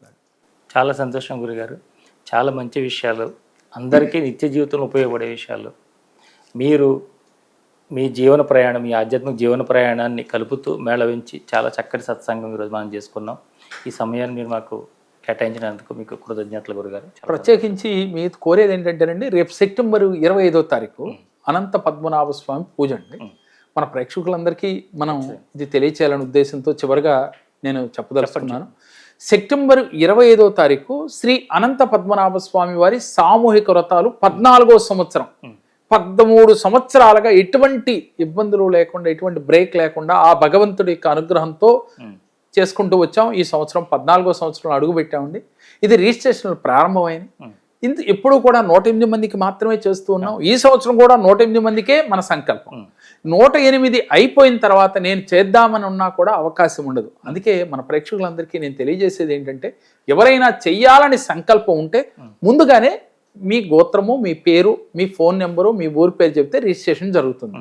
మరిన్ని వివరాలు మీకు కావాలి అంటే స్క్రీన్ పైన స్క్రోల్ అవుతున్న నెంబర్కి కాల్ చేస్తే వివరాలు తెలియజేస్తారు. ముఖ్యంగా ఈ పూజ చేయటం వల్ల కుజ కాల సర్ప నాగదోషాలు తొలగిపోతాయి. దీనితో పాటుగా జీవితంలో ఆనంద స్థితి, రెండోది మీ ముక్తి స్థితిని కూడా పొందే అవకాశాలు ఉంటాయి. అందుకని మనకి కౌండన్యుడు నక్షత్ర మండలాన్ని ఈ రోజుకి కనపడుతున్నాడు అంటే 14 సంవత్సరములు స్వామివారిని ఎటువంటి ఆటంకములు లేకుండా ఆ పూజ చేసి, ఆ క్రతువు చేసి భగవంతుడు అనుగ్రహంతో, కరుణతో నక్షత్ర మండలానికి చేరినట్లుగా, ధర్మరాజు కష్టకాలంలో చేసినట్లుగా ఎంతో మంది మునులు, ఋషులు ఈ వ్రతాన్ని ఆచరించి ఇహపరమందు సర్వసౌఖ్యాలు పొంది భగవంతుడిలో ఐక్యమైనట్లుగా తెలుస్తుంది. కానీ నేను కలియుగంలో నేనేమడుగుతున్నానంటేనండి, ప్రతి ఒక్కరికి ఆనందకరమైన జీవితం కావాలి. భగవంతుడిని వారందరి తరఫున నేను అడిగితే, ఎవరైతే నీ పూజ ఆచరిస్తున్నారో ఒక్క సంవత్సరం చేసేలోగానే వారి జీవితాల్లో ఆనందాన్ని తండ్రి, ఆనందం ఉంటే అన్నీ వస్తాయి. ఇవాళ ఇన్ని సబ్జెక్టులు ఎన్నొచ్చినప్పటికీ కూడా భగవంతుడి ఆరాధన వల్లే మనం ఏదైనా చేరుకోగలం. ముక్తిని చేరాలని కోరుకునేవాడు భగవంతుణ్ణి ఆరాధించే విషయంలో ఎలా ఆరాధించాలి, ఈ అనంత పద్మనాభ స్వామి వ్రతంలో అన్ని పూజలు చూసే ఉంటారు అందరూ, కానీ ఇది డిఫరెంట్గా చేస్తూ ఉంటామండి. ఎలా అంటే భగవంతుడిని ఎలా ఆరాధించాలి, అసలు భగవంతుడు ఫోటోలో ఉన్నాడా లేక మీలో ఉన్నాడా, మీలో ఉన్న భగవంతుడిని ఎలా మేల్కొల్పాలి అనేది నేర్పించి ఇక్కడ ముఖ్యంగా అనంత పద్మనాభ స్వామి పూజలో మీకు తెలియందేమీ కాదు, మనకి గణపతి పూజ సహజంగా ఉంటది, తర్వాత యమునాదేవి పూజ ఉంటది, ఆ తర్వాత అనంత పద్మనాభ స్వామి పూజ ఉంటది. ఈ క్రతువుల్లో ఓ స్టెప్ బై స్టెప్ వీళ్ళని వారిలో ఉన్న భగవంతుణ్ణి గుర్తించే స్థితికి తీసుకొస్తాం. అలా తీసుకొచ్చి వారు దైనందిన జీవితంలో ఇంట్లో చేసుకునే పూజ కూడా అదే విధంగా చేయటం మొదలు పెడితే 100% వాడు కోరికలు అన్నీ తీరతాయి. ముఖ్యంగా ఆనంద స్థితి, కర్మల్ని నివృత్తి చేసుకునే విధంగా ఈ పూజ జరుగుతూ ఉంది. కాబట్టి 14 సంవత్సరాలు ఆయన కరుణ లేనిదే నేను చేశాను అంటే అబద్ధం, అంతా ఆయన కరుణే. కాబట్టి ఈ కార్యక్రమాన్ని చూస్తున్న ప్రేక్షకులందరికీ కూడా అనంత పద్మనాభ స్వామి యొక్క కరుణ కటాక్షములు కలిగి మీరు ఈ పూజలో పాల్గొనే అవకాశం ఉన్న వాళ్ళు తప్పకుండా పాల్గొండి. మీ అందరికీ సర్వశుభాలు కూడా జరిగి తీరుతాయి. చాలా సంతోషం గురు. నమస్కారం. నమస్తే. నా పేరు హిమబిందు. జేకేఆర్ గారిని 6 ఏళ్ల క్రితం కలుసుకున్నాను. చాలా తీవ్రమైన సమస్యల్లో ఉన్నాను. ఇల్లు ఒకటి లేదు, ఉద్యోగం లేదు, ఇంకా పర్సనల్ ప్రాబ్లమ్స్ కూడా ఉన్నాయి. అయితే అప్పుడు ఆయన ఇచ్చిన సజెషన్స్, మంత్రాలు అవి కూడా చేశానండి. గవర్నమెంట్ ఉద్యోగం కూడా వచ్చింది. దక్షిణావర్తి సంఖ్యను తీసుకెళ్ళాను. అప్పుడు పూజ చేసి ఇచ్చారు. అది తీసుకెళ్ళి ఇంట్లో పెట్టినప్పుడు ఒక పేపర్ మీద రాయమన్నారు. మీకున్న సమస్య ఏంటో రాయండి, రాసి ఆ పేపర్ని తీసుకెళ్ళి ఇంట్లో పెట్టుకోండి అని చెప్పారు. నేను అందులో ఇల్లు కట్టుకోవాలి, నా ఓన్గా నాకు ఉండాలి అని చెప్పి నేను అందులో రాశానండి. రాసినట్టుగానే నాకు ఇల్లు కట్టుకున్నాను. ఉద్యోగం కూడా ఇప్పుడు గవర్నమెంట్ ఉద్యోగం వచ్చిందండి. నాకు ఏవైతే సూచించారో అవే జరిగినాయి. ఆయన అంటే నాకు బాగా నమ్మకం అయితే బాగా ఉందండి. నేనైతే ఆయనకి చాలా రుణపడి ఉన్నాననే చెప్పాలండి. అనంత పద్మనాభ స్వామి వ్రతం రేపు సెప్టెంబర్లో జరగబోతుందని చెప్పారు. దానికి కూడా రావాలనుకుంటున్నాను. ఆయన చెప్పినట్టుగా ఫాలో అయ్యి ఇంకా జీవితం బాగుంటుంది అనే ఒక మంచి ఆలోచనలో, మంచి ఉత్సాహంతో నేనైతే ఉన్నానండి. నేను ఖమ్మం నుంచి వచ్చానండి. నా పేరు ఆలూరి నరేంద్ర కుమారు. గత 14 సంవత్సరాల నుంచి నేను చాలా ఇబ్బంది పడుతూ, నాలో నేను కుంగిపోతూ, నాలో ఇదవుతూ ఉన్న సమయంలో నా చేతిలో రూపాయి కూడా లేని పరిస్థితిలో అప్పు తీసుకొని జేకే గారి దగ్గరికి ఎలా వచ్చానో నాకే తెలియదు. అది టైము అలా వచ్చేసింది. సార్ దగ్గరికి వచ్చాను. వచ్చిన తర్వాత నాకు అప్పటి నుంచి ఇంకా మంచి రోజులు స్టార్ట్ అయ్యాయి. నేను ఎలా వచ్చానంటే నాకు ఒకరు చెప్పారు, చెప్తే ఇవి అన్నీ ఉట్టిదేలే అని చెప్పేసి నేను అన్నాను. సరే వెళ్దాము అనే ఒక ఉద్దేశంతో వచ్చానండి. వచ్చిన తర్వాత నా లైఫ్ మారిపోయిందండి. ఎందుకంటే ఇంతకుముందు చేతిలో రూపాయి కూడా లేని పరిస్థితి ఇప్పుడు చేతిలో వేలు కనబడే పరిస్థితి వచ్చిందండి. ఎందుకంటే సార్ చెప్పిన యొక్క విధానాన్ని బట్టి, వారు చెప్పిన పూజలు అవన్నీ చేయడం వల్ల ఒక స్థాయిలో ఉన్నానండి. జేకే గారి దగ్గరికి మీరు తప్పక రండి. మీకు ఎటువంటి సమస్య ఉన్నా కానీ సార్ దగ్గరికి వస్తే ఇట్లే సమస్య క్లియర్ అయిపోతుంది. ఎందుకంటే మేము నమ్మి ఇచ్చేసాం కాబట్టి, అది అనుభవించాం కాబట్టి మీకు చెప్తున్నామండి. అది పక్కా జరుగుతుంది. ఇది నిజం. నమస్కారం అండి.